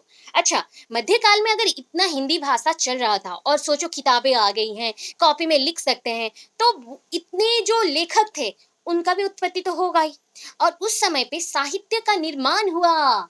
साहित्य जो एक विषय है उसको पढ़ना पड़ेगा, उसमें जो पद्य गद्य होंगे उसका निर्माण हो गया। और इस समय पे जो भाषा बोली जाती थी वो थी खड़ी बोली। खड़ी बोली में जो भी पद्य है गद्य है लिखी जाती थी। उसके साथ साथ अभी देखो कुछ लोग आएंगे जो कि बहुत कुछ लिखे हैं। संत कबीर नाम सुने हो कि नहीं? संत कबीर सुने हो? कबीरदास। ओके। उन्होंने क्या क्या लिखा है अभी कुछ कुछ नाम बोल रही हूँ। खड़ी बोली भाषा में लिखा है। और भी पर्सन है जैसे कबीर हो गया, नानक हो गया, रैदास हो गया। उन्होंने क्या क्या लिखा है? बहुत सारे रचनाएं की हैं। कुतुबन, मंजन, ठीक है, शेख नवी, उस्मान, जयसी, रामचरितमानस, ऐसे गौरव ग्रंथ थे उस समय पे थे। हो गया। प्राय सभी कृष्ण भक्त कवियों ने ब्रजभाषा को साहित्यिक जामा पहनाया। ठीक है, जामा मतलब यहाँ पे उसका हम बोल सकते हैं कि आगे बढ़ा के ले गए। ठीक है, उसको आगे बढ़ा के ले गए। ब्रजभाषा, अच्छा ब्रजभाषा कहाँ का होगा बोलो? ब्रजभाषी किसको बोलते हैं? जहाँ कौन होते हैं ब्रजभाषी? वृंदावन में। राइट। वृंदावन में पहले के समय पे जब वृंदावन था मतलब कृष्ण जब थे उस समय पे ब्रजभाषा बोला जाता था। और उसके जो नागरिक होते थे ब्रजवासी बोले जाते थे। सो यहाँ पे वृंदावन के जो लोग थे वो तो यही भाषा बोलते थे। तो जितने भी कृष्ण भक्त थे जो कि कृष्ण को पूजा करते थे उनको अपना जीवन समर्पित कर चुके थे, तो वो लोग जो कविता लिखते थे जो भी रचनाएं करती थी वो ब्रजभाषा में होती थी। तो मध्यकाल को हमने स्वर्ण युग बोला हिंदी भाषा के लिए। और इसमें खड़ी बोली और ब्रजभाषा को बहुत ज्यादा ही हमने उन्नति कर दिया या फिर आगे बढ़ा के ले गए। तो इस समय पता है तुलसीदास ने भी विनय पत्रिका तथा गीतावली आदि रचनाएं ब्रजभाषा में ही लिखी हैं। ठीक है। उसे छोड़ के और भी लोग हैं जैसे कि केशव दास, चिंतामणि, बिहारी, भूषण, घनानंद आदि कवियों ने ब्रजभाषा में उच्च कोटि के साहित्य लिखे, साहित्य निर्माण किया। मतलब बहुत आगे बहुत ही अच्छे अच्छे शब्द को लेकर ब्रजभाषा में लेकर उन्होंने लिखा हुआ है।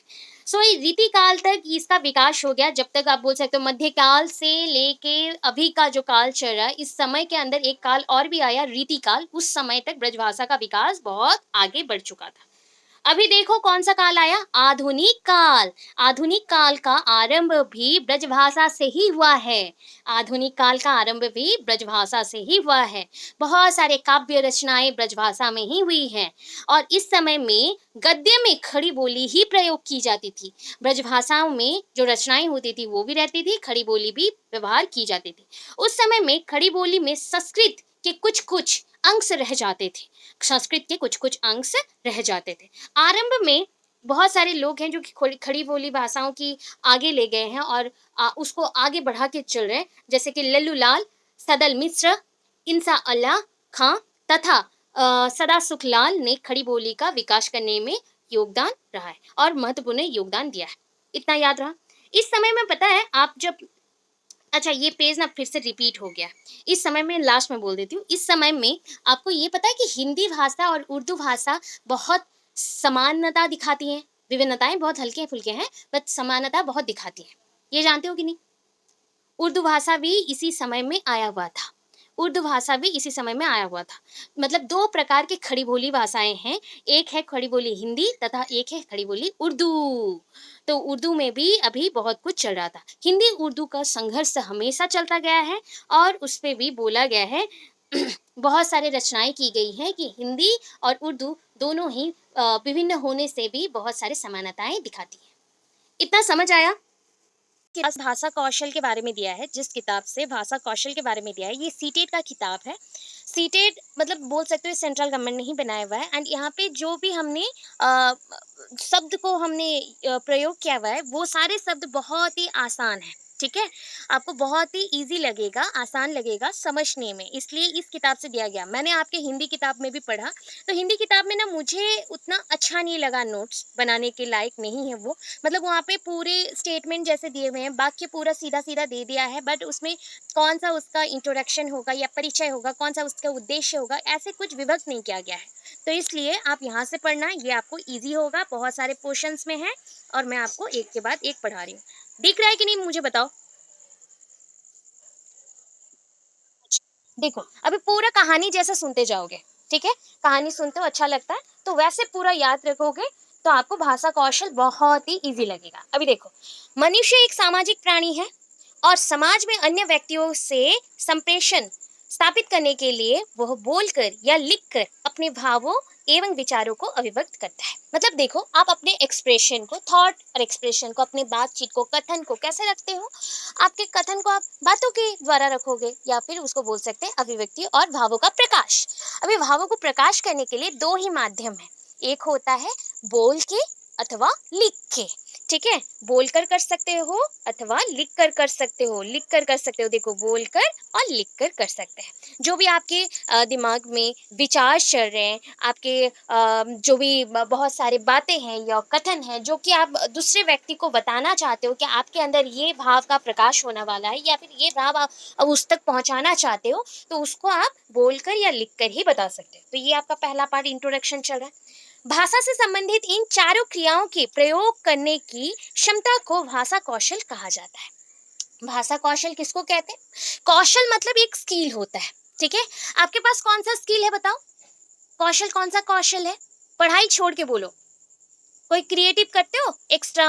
आपका इंटरेस्ट के हिसाब से, आपकी इच्छा के हिसाब से, स्व इच्छा कुछ करते हो? जैसे किसी को खाना बनाना पसंद आता है, किसी को सिलाई बुनाई पसंद आता है, होता है ना? तो वो सारे आपके स्किल्स, वो आपके एक्स्ट्रा स्किल्स हैं। वैसे ही बोल-चाल, और आप बोल सकते हो कथन, जो आपका वाच्य है या कथन होता है, ये सारे भी आपका एक स्किल है, कौशल है।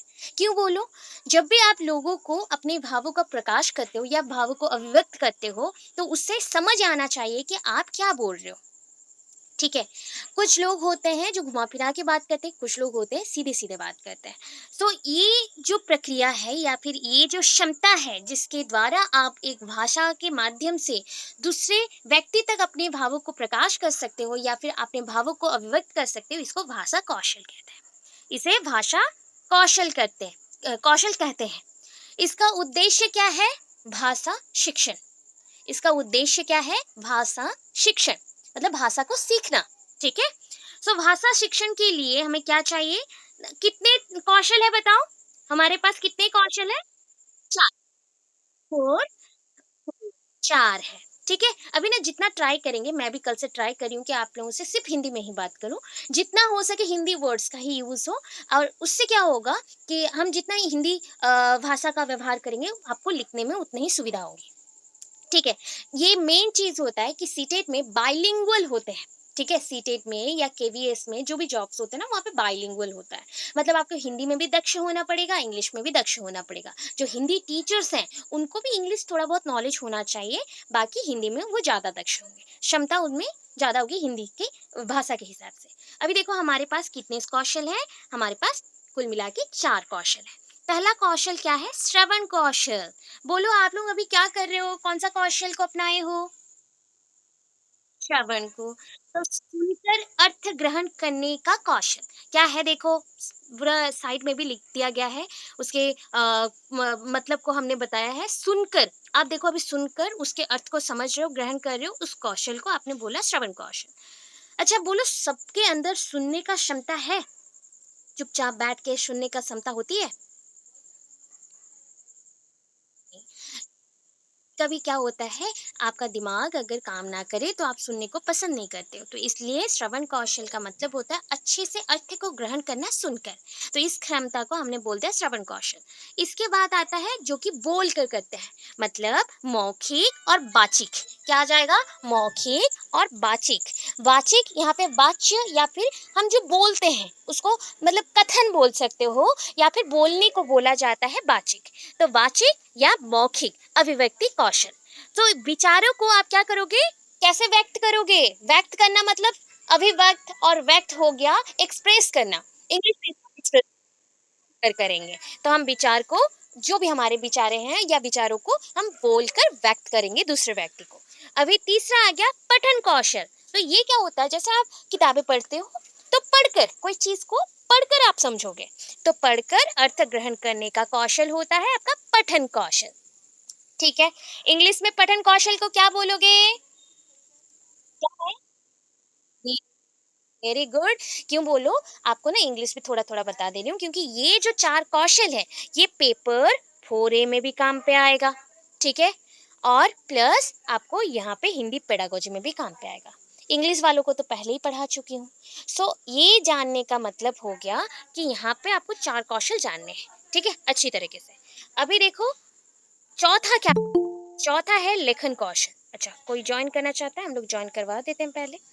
चौथा है लेखन कौशल, हम लोग लिख के बताएंगे, मतलब जो भी आपको व्यक्त करना है लिख कर करोगे। ओके। कथन। उसके बाद आया पठन कौशल जो रीडिंग है, और राइटिंग तो लेखन कौशल हो गया। अभी चलो आगे। सो ये जितने भी, ये जो जितने भी आपके कौशल हैं, जितने भी आपके कौशल हैं, ये कौशल को आप क्यों व्यवहार करते हो? क्योंकि हमें कुछ चीज़ों को व्यक्त करना पड़ता है दूसरे लोगों के पास, और कुछ विचारों को अभिव्यक्त और व्यक्त करना पड़ेगा समाज के अंदर। तो इसीलिए हमें ये चार कौशल चाहिए। और कोई भी कौशल सीखने का मतलब होता है आप ज्ञान को ले रहे हो, नॉलेज को ले रहे हो, तो ज्ञान आपका बढ़ेगा। ठीक है, ज्ञान आपका बढ़ेगा। चलो आगे चलते हैं। तो अभी एक एक कौशल के बारे में सीखेंगे। ठीक है, एक एक। ये आपका छोटा सा, क्यों एक प्रकार के क्वेश्चन और भी आ रहा है आपके पास। कैसे जानते हो? हिंदी बच्चे आप लोगों को बोल रही हूँ पहले कि आपका एक क्वेश्चन आ रहा है, भाषाई कौशल के बारे में बताओ। अभी बोलो क्या लिखोगे? भाषाई कौशल के बारे में बताओ, क्या लिखोगे बताओ? क्या लिखोगे इसके अंदर? अच्छा, यही चार कौशल के बारे में तो लिखना ही है। उससे पहले उसका परिचय देना है, उद्देश्य लिखना है, और उसका भी जो भी हमने अभी समझा वो चार कौशल के ऊपर वो सब भी लिखना है। उसके बाद चारों कौशल के बारे में दो दो पेज करके आपको लिखते जाना है। ठीक है, इसीलिए क्या है, चारों कौशल के बारे में अच्छे से जानना पड़ेगा। अच्छा बोलो, श्रवण कहाँ से करते हो? श्रवण कहाँ से करते हो? कान से मैम। इसीलिए श्रवण कौशल का संबंध किससे हो गया? कर्ण से, अर्थात कानों से। पूरा इजी इजी लग रहा है, इजी वर्ड्स हैं, पूरे इजी वर्ड्स हैं, एक बार पढ़ो जाओ। श्रवण शब्द का अर्थ सामाजिक प्रसंग में सुनने से ग्रहण किया जाता है। मतलब हम अगर समाज में दूसरे लोगों के साथ मिलजुल के रह रहे हैं, तो वहाँ पे कर्ण का इस्तेमाल हम लोग क्यों करते हैं, या कानों का इस्तेमाल क्यों करते हैं? ना सुनने के लिए ये यूज करते हैं और व्यवहार करते हैं। आप लोग व्यवहार अभी किस लिए कर रहे हो? मेरी बातों को सुनने के लिए, आग्रह के सहित आप लोग ज्ञान, तो उसको सुनने के लिए आप ये व्यवहार कर रहे हो। ठीक है। अच्छा, चलो ज्वाइन हो गया। अभी देखो, कर्ण का व्यवहार हो गया, कानों का व्यवहार हमने क्यों किया? किसी कौशल को, इसीलिए हमने कानों का व्यवहार किया। तो ये हमारा श्रवण कौशल बन गया, श्रवण कौशल बन गया। अभी बोलो, कौन से ऐसे चीजें हैं जिसको आप सुनते हो? कहाँ से आप क्या क्या सुनते हो बताओ? किस किस चीजों से आप सुन सकते हो? कहानी सुन सकते हो? कहानी, कोई अगर आपको कहानी बोले, कोई आपको कविता सुनाए, कोई आपको अगर, हाँ, हाँ, कोई आपको बोले वाद-विवाद करो, झगड़े होते हैं या डिबेट होते हैं वो करो, किसी से आप बातचीत करो, वार्तालाप कर रहे हो तो उस समय, तो ये सारी चीज़ों में आपको सुनना पड़ता है। इसलिए ये सारा क्या होता है, सुनकर जहाँ पे आप ज्ञान को अर्जित करते हो। ये कौशल कैसा है? सुनकर जहाँ पे आप ज्ञान को अर्जित करते हो। यदि आप एक छात्र हो या छात्री, मतलब छात्रा भी बोल सकते हो, जो भी आप लोग हैं, छात्र छात्री जितने भी हो आप लोग, तो आप जितने भी हो, अगर आप एक शिक्षिका या शिक्षक जब बनेंगे, जब आप पढ़ाओगे, आपके बच्चे अगर पढ़ाई को सुनते नहीं हैं, या फिर उनका श्रवण आपके तरफ नहीं है, या सुनते ही नहीं है, वो आपके बातों को अच्छे से क्या बताना चाह रहे हो वो सुनते नहीं, क्या उनमें भाषा कौशल का विकास होगा? कोई भी कौशल का विकास होगा? नहीं। तो इसलिए यदि छात्र कि श्रवण इंद्रियों में मतलब आपका कान भी एक सेंस ऑर्गन है, तो इंद्रिया बोलेंगे और इंद्रियों को बोलेंगे क्योंकि यहाँ पे बहुत सारे इंद्रिय हैं। तो ये सारे मिल मिल के अगर बोला गया कि कानों में आपके दोष हैं, मतलब कानों में आप सुन नहीं पाते हो अच्छे से, कान आपका काम नहीं करता है, तो वहाँ से जो भाषा आपके सर तक पहुँचने वाली थी और सर में जाके वो संचित होने वाली थी या फिर वहाँ पे जाके स्टोर होने वाली थी, वो नहीं होगा। तब बच्चे के मनोभाव में जो अभिव्यक्ति आपके द्वारा आने वाली थी सुनने के बाद, वो नहीं आई और उसका भाषा ज्ञान अर्जित नहीं हो सका। ठीक है? इसलिए भाषा ज्ञान को अर्जित करने के लिए अच्छे से सुनना पड़ता है। अभी देखो, श्रवण कौशल शिक्षण का महत्व लिखना है। ठीक है? महत्व लिखना है। अच्छा बताओ, अच्छे से अगर बच्चा सुन पाता तो उसमें क्या अर्जित होगा? अभी बताया था, बताओ क्या अर्जित होगा? क्या वो अर्जन कर सकता है? नॉलेज, ज्ञान। और उसके साथ बताओ, शब्द के जो उच्चारण है वो उसमें और त्रुटि रहेगा क्या? तो नहीं रहेगा। तो अच्छी प्रकार से सुनने से क्या होगा? सुनने के कारण जो शब्द के ध्वनि होंगे ना, उसमें वो स्पष्ट हो जाएगा, स्पष्ट स्वरूप से वो सुन पाएगा और अच्छे से उस शब्द को वो उच्चारण भी कर पाएगा। ठीक है? उसको भाषा ज्ञान मिलेंगी। ये क्या है ना, जन्म के प्रांत मतलब जन्म के बाद ही ये आरंभ होता है। सुनने का जो काम है वो आपका क्या होता है, पेट से ही आरंभ हो जाता है। बट सबसे ज़्यादा अच्छा परंतु वो कहाँ सुनेगा ना, जब वो समाज में आ जाता है, जब वो बाहर आ जाता है, गर्भाशय से बाहर आ जाता है, तभी वो सुन पाता है। तो इसलिए भाषा ज्ञान का अर्जन वो गर्भाशय के बाहर ही आके करेगा। इसलिए जितना अच्छा वो सुनेगा उतना अच्छा वो सीखेगा। फिर देखो, श्रवण कौशल ही अन्य भाषाई कौशल को विकसित करने का प्रमुख आधार बनता है। क्या है बताओ? सबसे पहले श्रवण को क्या बोलते हैं इंग्लिश में? Listening ma'am. अच्छा, लिसनिंग मतलब हो गया सुनना। तो LSRW में ये सबसे पहला है। अगर हमारा एल ही क्लियर नहीं हुआ, श्रवण ही क्लियर नहीं हुआ, मतलब हमने श्रवण को स्पष्ट स्वरूप से नहीं कर पाया, उस कौशल को अपना नहीं पाए, तो बाकी कौशल भी नहीं होंगे, बाकी कौशल भी आप नहीं सीख पाओगे। इसलिए इसका मेन आधार या मुख्य आधार कौन सा है भाषाई कौशल में? सबसे पहला है श्रवण। श्रवण कौशल ही भाषा कौशल को मुख्य रूप से क्या करता है, आधार बन के आगे बढ़ाता है। इसे अध्ययन की आधारशिला भी कहा जा सकता है या कहा जाता है। अध्ययन का आधारशिला मतलब फाउंडेशन। ठीक है? आप जो पढ़ाई कर रहे हो, आप जो रीडिंग कर रहे हो, बहुत बच्चों को देखे हो कि नहीं, उनके पढ़ने की जो भी वो पढ़ते हैं उसमें त्रुटि आती है, दोष रहती है, देखे हो? अच्छा, तो ये किस लिए होता है? जिनका भाषा में ज्ञान नहीं होता और भाषा उच्चारण में उनको पता नहीं चलता या फिर उसके ध्वनि के बारे में उनको ना नहीं पता है। जैसे कि आपके वर्ण होते हैं, व्यंजन वर्ण, स्वर वर्ण, बहुत सारे वर्ण होते हैं, तो उस वर्ण को आप उच्चारण करते हो। आप बोलोगे हस्सई और दीर्घई दोनों ही समान है, नहीं होगा, दोनों में प्रेशर अलग पड़ता है, बोलने का उच्चारण का जो भाव है वो अलग है, आ दोनों अलग होते हैं, हस्सई दीर्घई अलग होते हैं, ऊ दोनों अलग हैं। तो ये जो उच्चारण होते हैं ये कहाँ से सही होगा? जितना अच्छा आप सुनोगे। ठीक है? वह व्यक्तित्व के विकास में भी सहायक है। वो आपके व्यक्तित्व का विकास भी करता है। व्यक्तित्व को इंग्लिश में क्या बोलते हैं बताओ? दोनों चीज सीख के रखो। एलिस पर्सनालिटी में पर्सनालिटी। तो व्यक्तित्व का विकास भी आपका हो जाएगा भाषा कौशल के द्वारा। भाषा कौशल में श्रवण कौशल पहले आपका जितना अच्छा से आप लोगे उतना आप आगे बढ़ोगे। श्रवण कौशल शिक्षण के उद्देश्य, अभी उद्देश्य में चलते हैं। अच्छा, जितना अच्छा बच्चा सुनता है उतना क्या करना है देखो, जितना अच्छा सुनना है, श्रुत सामग्री को भली भांति समझकर सुनकर अर्थ ग्रहण करने की योग्यता का विकास होगा। अच्छा, कोई आ गया, ज्वाइन करवा देते हैं पहले। चलो, ओके, चलो रिटर्न होते हैं। अटक गए हम, अटक गए। ओके, अच्छा चलो, तो आप जिस अच्छा एक एक चीज बता दो मुझे, आप कौन से चीजों से सुन पाते हो? अभी मैंने कुछ चीजें बताई। टेप रिकॉर्डर से आप सुन पाओगे? Tape recorder, TV, radio, radio, radio, जो चीजों से वो यांत्रिक हो या लोग हो जो बोल पाते हैं या फिर उससे ध्वनि निकलती है, उस चीजों को आप क्या करोगे? अच्छे से सुनकर ग्रहण करोगे। ठीक है? श्रुत सामग्री श्रुत सामग्री, अच्छा श्रुत मतलब क्या है बताओ? श्रुत मतलब क्या है बताओ? सुनने का सामग्री, ओके। जहाँ से आपका क्या होगा कि आप सुनकर, देखो यहाँ पे लिखा भी गया है, श्रुत सामग्री लिसनिंग मटेरियल्स, श्रुत सामग्री को भली भांति समझकर सुनकर अर्थ ग्रहण करने की योग्यता का विकास करना। ठीक है, जितना आप श्रवण कौशल में आगे बढ़ोगे, जितना सीखते जाओगे, उतना ही आपका जो भी मटेरियल होगा, जैसे कि टीवी के साउंड्स, क्या हर एक टीवी का साउंड सेम होता है? ध्वनि सेम होती है? नहीं, सबका हाँ, बोलिए, कुछ बोल रहे हो? अच्छा, चलो नेक्स्ट।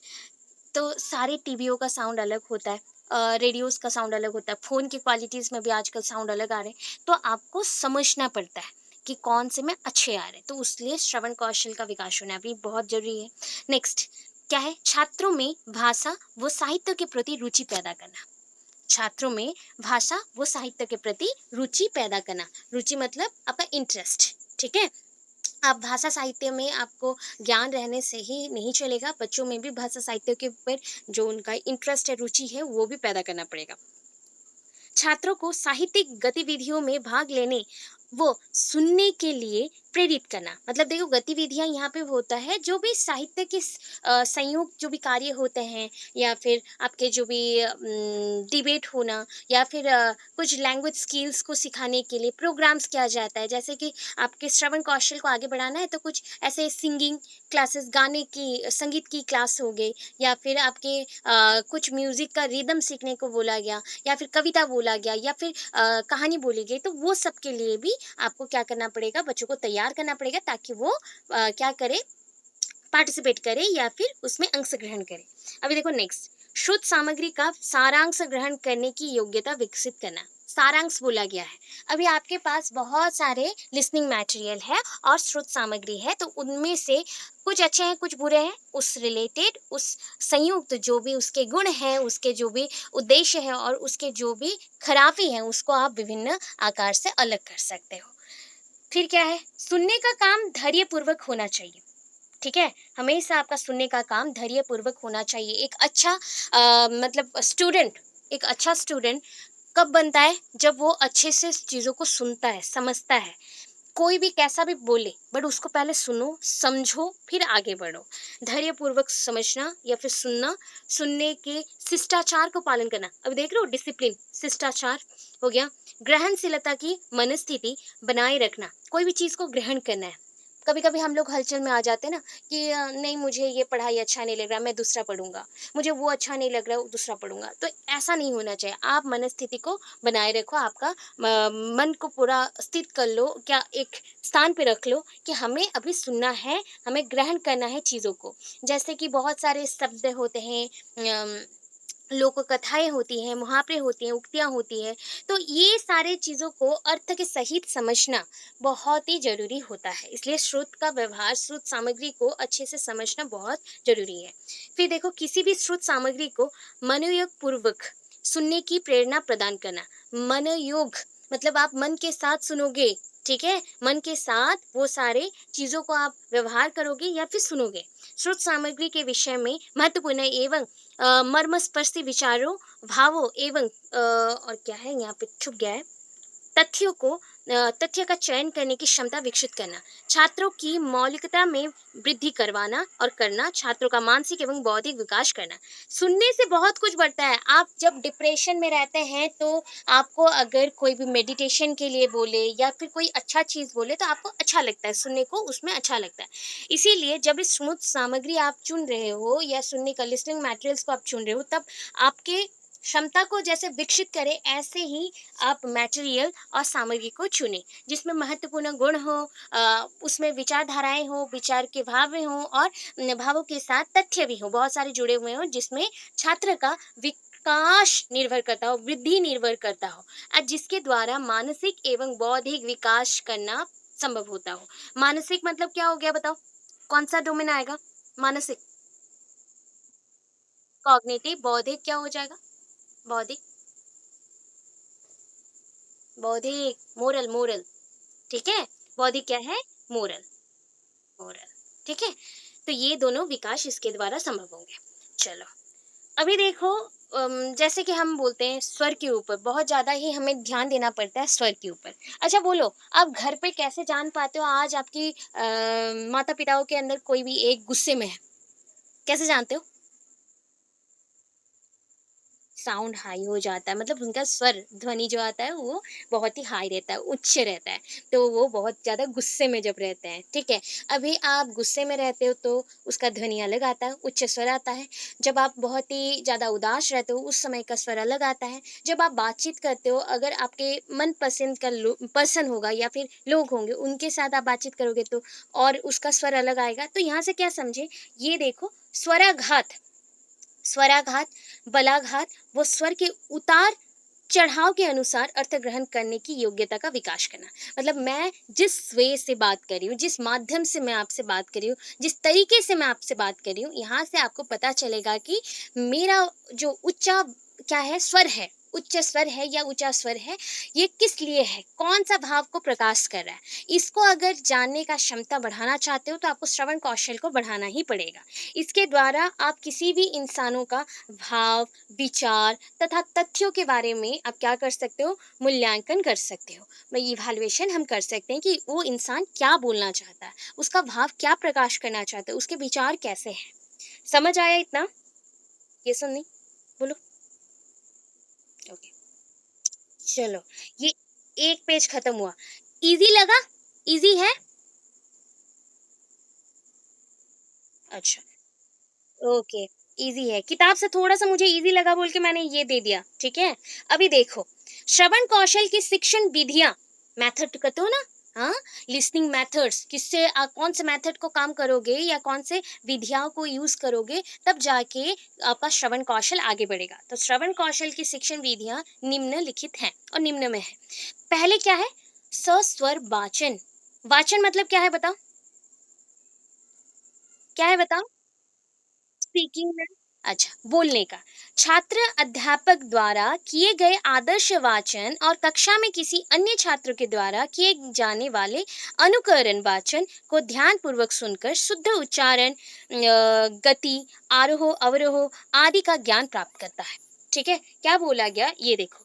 छात्र अध्यापक, पीपल टीचर, छात्र अध्यापक मतलब पीपल टीचर। आप लोग टीचर हैं, स्टूडेंट्स को ही पढ़ाते हो, तो आप आदर्श वाचन को व्यवहार कर रहे हो, आदर्श वाचन बोला गया जो आप स्पीकिंग यूज कर रहे हो, बोलना यूज कर रहे हो।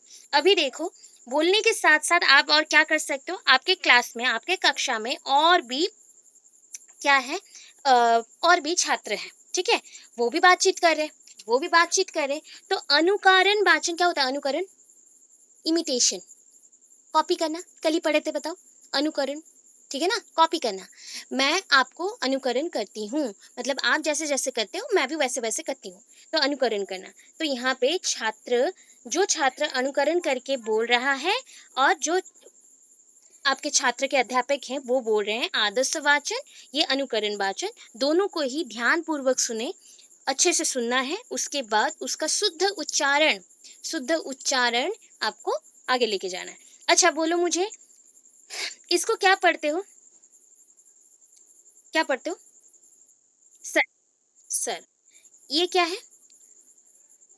स अगर मेरे उच्चारण में दोष होगा, त्रुटि होगा, मैं दोनों को ही सर पढ़ूँगी, ठीक है?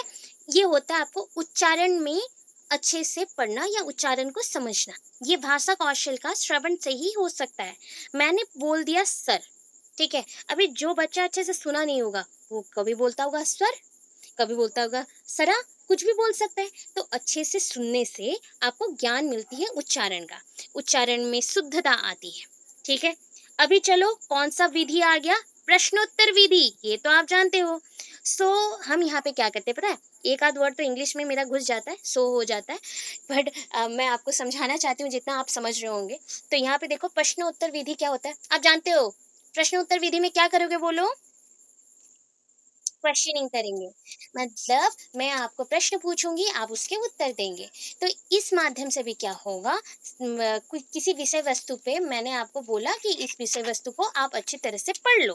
पढ़ने के बाद अगर आपको समझ ना आए और ज्ञान आप उससे अर्जित नहीं कर पा रहे हो, तब क्या करते हैं आपके शिक्षक और अध्यापक, उस विषय पे जितने भी प्रश्न होते हैं आपको पूछते हैं, और आपको उसी प्रश्न के माध्यम से बहुत कुछ समझा देते हैं। तो इसलिए क्या हुआ, प्रश्नोत्तर विधि से आपके श्रवण कौशल भी अच्छा हो गया और उसके साथ आपके ज्ञान भी अर्जित हुआ। परंतु एक चीज पे ध्यान देना है, श्रवण कौशल जब भी कर रहे हो तो ध्यान पूर्वक सुनना है। किसी भी चीज को ध्यान पूर्वक सुनने से, फोकस के साथ, कंसंट्रेशन के साथ सुनोगे तो आपका ज्ञान हमेशा आगे ही बढ़ेगा, घटेगा नहीं। याद रहा, जितना बोला गया स्टोरी जैसा सुन के याद करते चलना, ठीक है। अभी देखो स्टोरी बोला, स्टोरी आ गया, कहानी, कहना और सुनना विधि। बोलो, ये तो जानते हो। अगर आपको बोला गया इसको लिख के बताओ, क्या बोलोगे? स्टोरी टेलिंग है, क्या बोलेंगे? कहानी सुनाएंगे।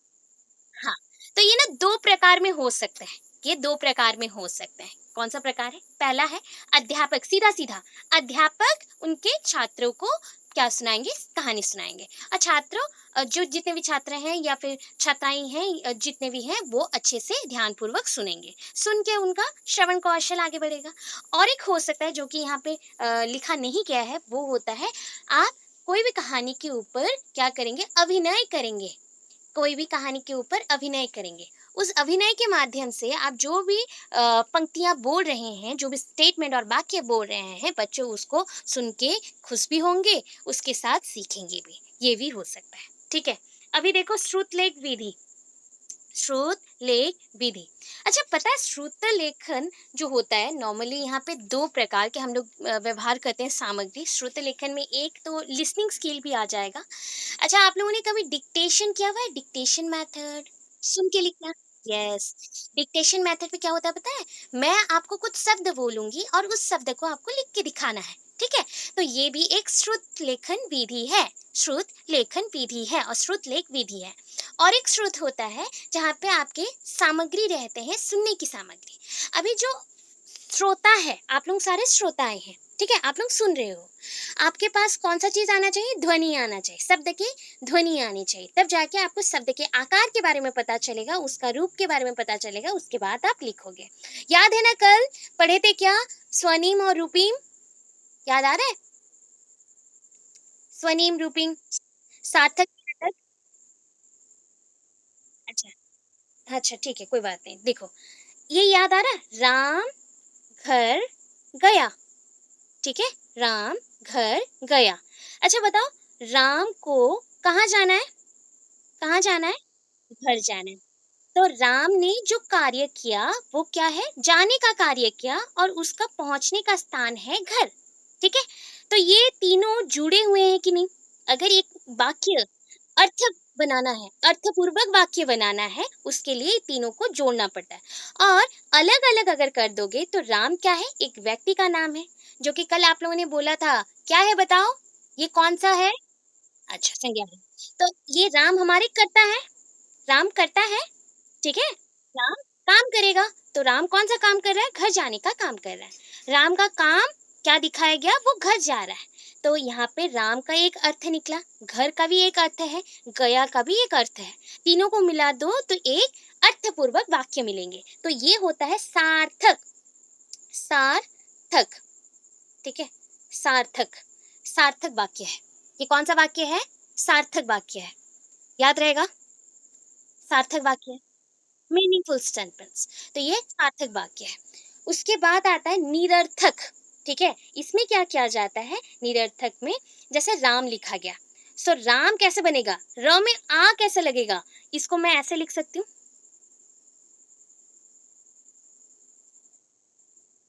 लिख सकते हैं।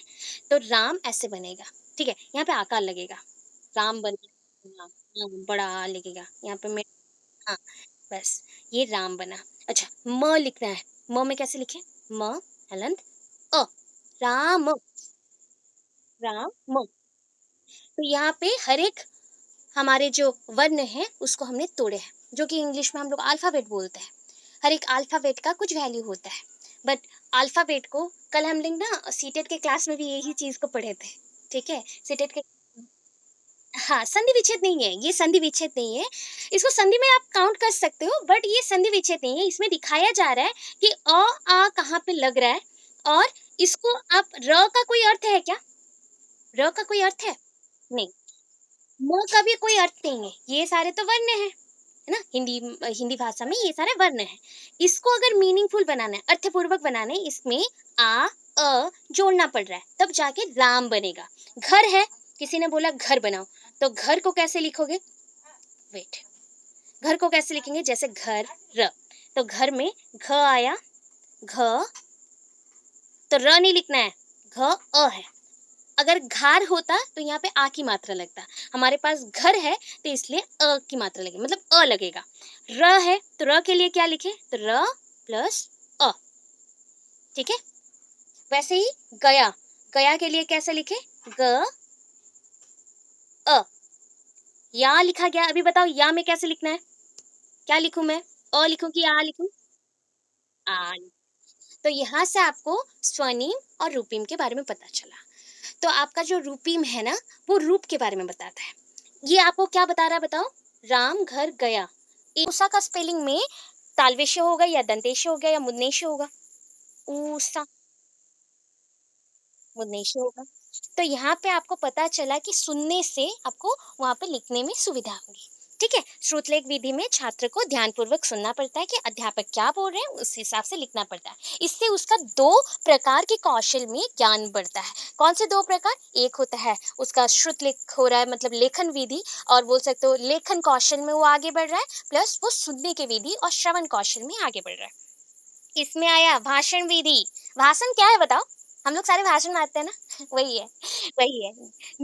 डिबेट, डिबेट या वक्ता कुछ बोल रहा है, वक्ता कुछ बोल रहा है, भाषण दे रहा है। तो यहाँ पे आ गया भाषण श्रवण कौशल का प्रशिक्षण देने में भी प्रयुक्त किया जाता है। प्रशिक्षण देने में, सपोज मैं आपकी इंस्ट्रक्टर हूँ तो मैं आपको भाषण मारूं, भाषण दूं, ज्ञान देना है ना, देना पड़ेगा मुझे। तो भाषण श्रवण कौशल का प्रशिक्षण देने में भी व्यवहार किया जाता है। जैसे कि मौखिक, आपका मौखिक कौशल है, तो मौखिक कौशल का विकास कैसे होगा अगर एक बच्चा बोलता ही नहीं है? तो अच्छा से जितना वो सुनेगा उतना ही वो बोल पाएगा। इसीलिए भाषण कौशल से मौखिक कौशल का भी विकास होता है। भाषण मतलब बोलना। जब भाषा को यूज करके व्यवहार करके हम बोल रहे हैं तो उससे पहले हमें भाषा सीखना भी पड़ेगा। तो इसीलिए श्रवण कौशल को आगे सीखो, उसके बाद भाषण कौशल में जाओ, उससे मौखिक कौशल का भी विकास होगा। ठीक है। अभी देखो, विधि समझ आ गई? पूरा क्लियर है विधियों में? ओके। अभी चलो नेक्स्ट क्या आया? श्रवण कौशल के शिक्षण हेतु दृश्य श्रवण सहायक सामग्री। मतलब आपको आंखों के सामने जो दिख रहा है ऐसे सहायक सामग्री लेना है। ये टीएलएम है, टीचिंग लर्निंग मटेरियल्स हैं। इस कौशल को सीखने के लिए कौन से मटेरियल्स का आप यूज करेंगे, व्यवहार करेंगे? अच्छा, हाँ, दृश्य श्रवण बोले, ऑडियो विजुअल। आँखों के सामने जो रहती है, जिसे आप देख पाते हो वो दृश्य होते हैं। श्रवण जिसे आप सुन पाते हो, ऑडियो विजुअल। अच्छा, कौन से हम ऑडियो विजुअल अभी टीएलएम और ऑडियो विजुअल और इंस्ट्रक्शनल मीडिया का यहाँ पे यूज करेंगे। पहला तो चीज, मतलब ये सारी चीजों को ना आपको पढ़ना ही नहीं चाहिए, मतलब सुन के सिर्फ याद रखना चाहिए। तो पहला आ गया आपका ग्रामोफोन। सुने ग्रामोफोन? ग्रामोफोन। अच्छा, पुराने टाइम में था ग्रामोफोन। ग्रामोफोन थे, टेप रिकॉर्डर भी हुआ करता था। आज के टाइम पे जैसे हमारे फ़ोन में ही रिकॉर्डर्स रहते हैं, हम रिकॉर्ड कर लेते हैं। पहले के टाइम पे टेप रिकॉर्डर भी हुआ करता था। अभी भी है टेप रिकॉर्डर, और भी ज़्यादा एडवांस्ड हो गया, आगे चला गया तकनीकी, और भी जो उसके व्यवहार हैं तो और भी आगे चले गए हैं। उनके उद्देश्य अभी और भी प्रखर हो गए हैं। तो ग्रामोफोन, टेप रिकॉर्डर सामान्यतः ये ना मनोरंजन के लिए व्यवहार किया जाता है। जितने भी ऑडियो विजुअल है, आपके घर में एक ऑडियो विजुअल एड्स का नाम बताओ? नाम बताओ। TV, TV. आज के टाइम पे और क्या यूज करो? टेलीफोन। और एक क्या यूज करो? लैपटॉप। Laptop, computer. तो ये सारा चीज आप यूज कर रहे हो, क्योंकि उससे आप देख भी सकते हो, सुन भी सकते हो। तो इससे क्या होगा? बच्चों में उसके प्रयोग से श्रवण कौशल का विकास होगा। जितना, मतलब ये क्या है ना, ये थोड़ा सा कॉस्टली है, कीमती है। ठीक है। ये सब कीमती चीजें हैं। तो यह ज़्यादा कीमती नहीं है बोला गया है, बट हम अगर बोल सकते हैं कि एक बच्चे के लिए, घर पे 2 बच्चे हैं तो दोनों के लिए अलग-अलग खरीदें तो ये कीमती बन जाएगा। परंतु अगर एक बच्चे के लिए ही सिखाने के लिए हम व्यवहार करना चाहते हैं तो खरीद सकते हैं। इतना भी ज़्यादा, बहुत ज़्यादा कीमती नहीं है, बट कीमती है, तभी कीमती है दूसरे चीज़ों के मुकाबले। सो उसमें क्या कर सकते हो? सपोज आप कैसेट लेके आए, कैसेट में आप बच्चे का जो भी कहानी है या कविता है उसको आप एक बार रिकॉर्ड कर लो। रिकॉर्ड करके उसमें प्ले कर दो, बच्चा सुनते जाएगा, सीखते जाएगा। आजकल बच्चे मोगली की कहानी सुनते हैं कि नहीं? कार्टून में देखो, मोगली का, बालवीर, बहुत सारे ऐसे छोटे-छोटे छोटे बच्चों को देखना रामायण सुनते हुए। और आज के टाइम पे जब भी बच्चे समय में रहते हैं, गर्भावस्था में, मतलब आपकी जो माताएँ हैं गर्भावस्था में रहती हैं, तो उस समय में भी यही चीज़ किया जाता है। उससे क्या होता है, बच्चे का श्रवण कौशल पेट से ही, गर्भाशय से ही आगे बढ़ता है अच्छी तरह से। तो वहाँ पे भी हमने ग्रामोफ़ोन और टेप रिकॉर्डर का बहुत ज़्यादा ही व्यवहार किया है। अभी देखो और एक चीज़ है, ग्रामोफ़ोन में सिर्फ़ ग्रामोफ़ोन और टेप रिकॉर्डर में सिर्फ़ जो आप कोई कविता या फिर कहानी को ही स्टोर कर सकते हो, ऐसा तो नहीं है। किसी महत्वपूर्ण जो व्यक्ति होते हैं, जैसे कि आपको कोई पर्सन बहुत पसंद है, जैसे महात्मा गांधी या नेताजी, विवेकानंद, कोई एक व्यक्ति हैं जो कि महापुरुष हैं, एंड उनके बारे में आप जानना चाहते हो, उनके कहानियों को आप यहाँ पे रिकॉर्ड करके रख रहे हो, उनके भाषण को आपने रिकॉर्ड कर लिया, तो उससे भी आप बच्चों को सुना सकते हो, जिससे उनका ज्ञान बढ़े, उनका सुनने का तरीका तो बदलेगा ही, और भी वो अच्छे से सुनेंगे, उसके साथ-साथ वो आगे भी बढ़ेंगे। अभी सेम चीज़ है रेडियो। रेडियो पहले रेडियो में क्या होता था पता है? एक ही चैनल आता था। याद करो क्या है? एक ही चैनल आता था। दूरदर्शन, आकाशवाणी। आकाशवाणी, दूरदर्शन, आकाशवाणी।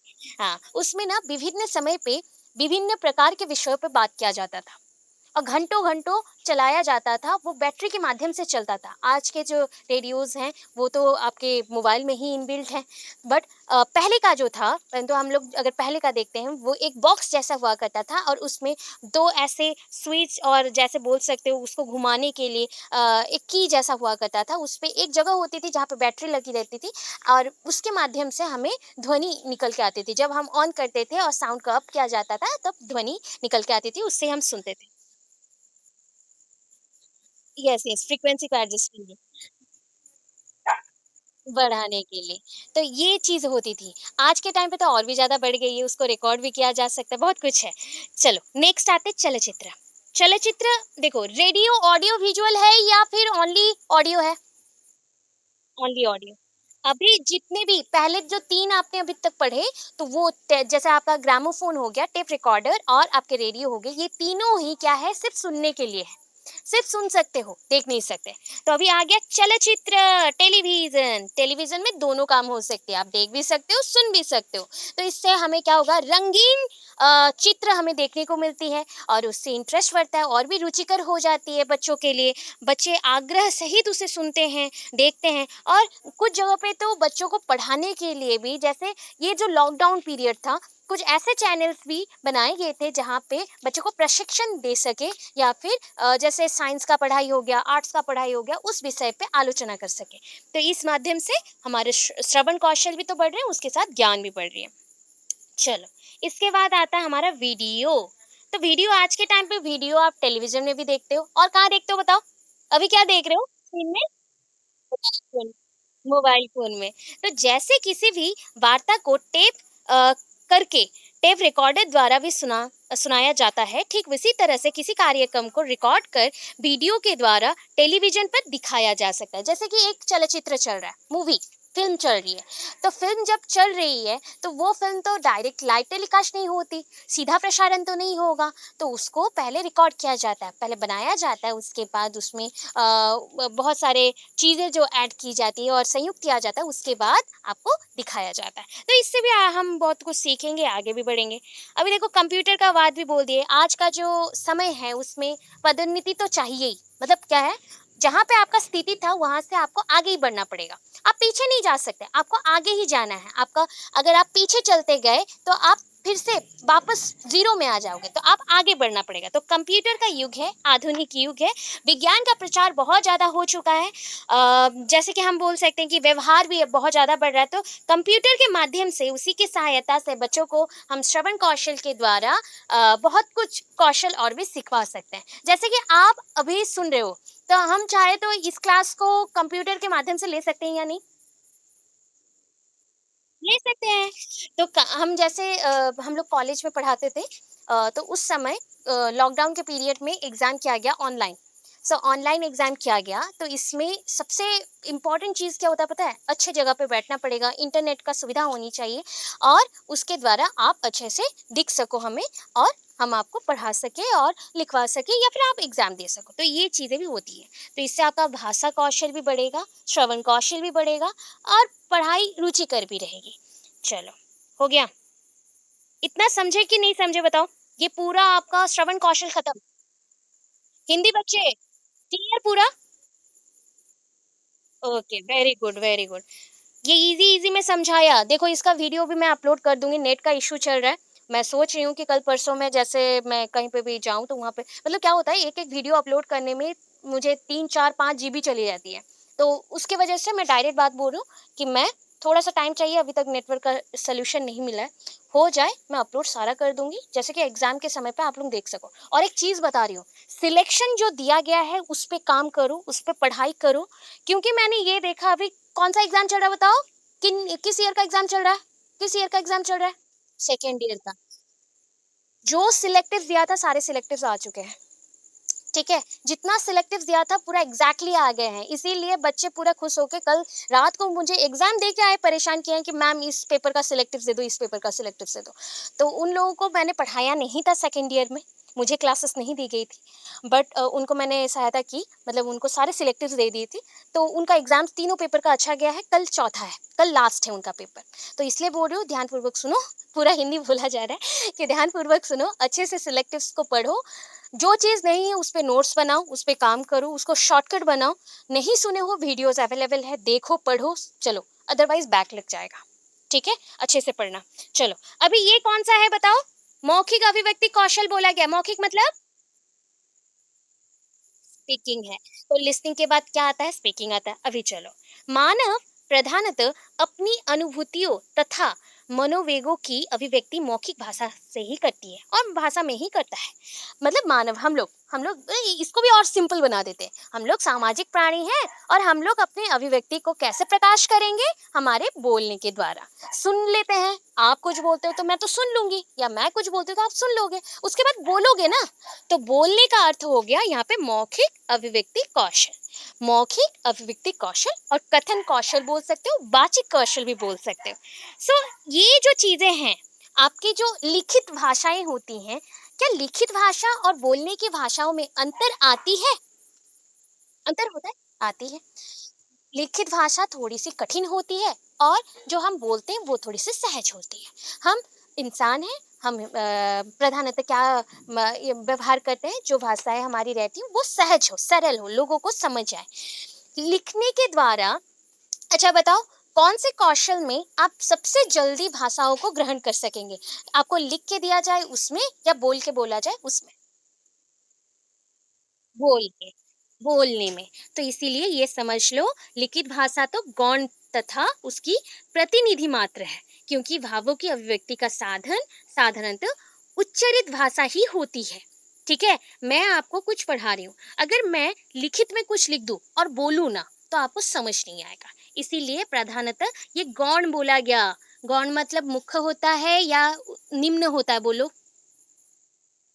होता है, गौण होगा। तो ये गौण है, मतलब लिखित भाषा सेकेंडरी है। प्राइमरी और हमारे जो पहले में कौन आ जाएगा? पहला होता है हमारे मौखिक अभिव्यक्ति कौशल।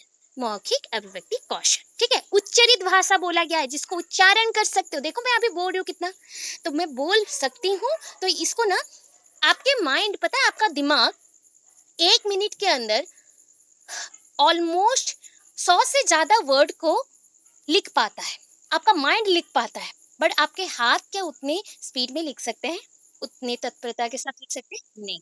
आपका दिमाग सोच सकता है 100 से ज्यादा शब्दों को, बट आप लिखते हैं सिर्फ 10 या 20 शब्द ही, अगर आपका स्पीड बहुत ज्यादा अच्छा है। और अगर और स्लो है तो और भी कम लिखते हो। तो इससे आपको पता चला कि उच्चरित जो भाषा होती है, क्यों ये हम जल्दी जल्दी बोलते, बोलो? बहुत लोग होते हैं ना, बहुत जल्दी बात करते हैं। बहुत लोग होते हैं जल्दी बात करते हैं।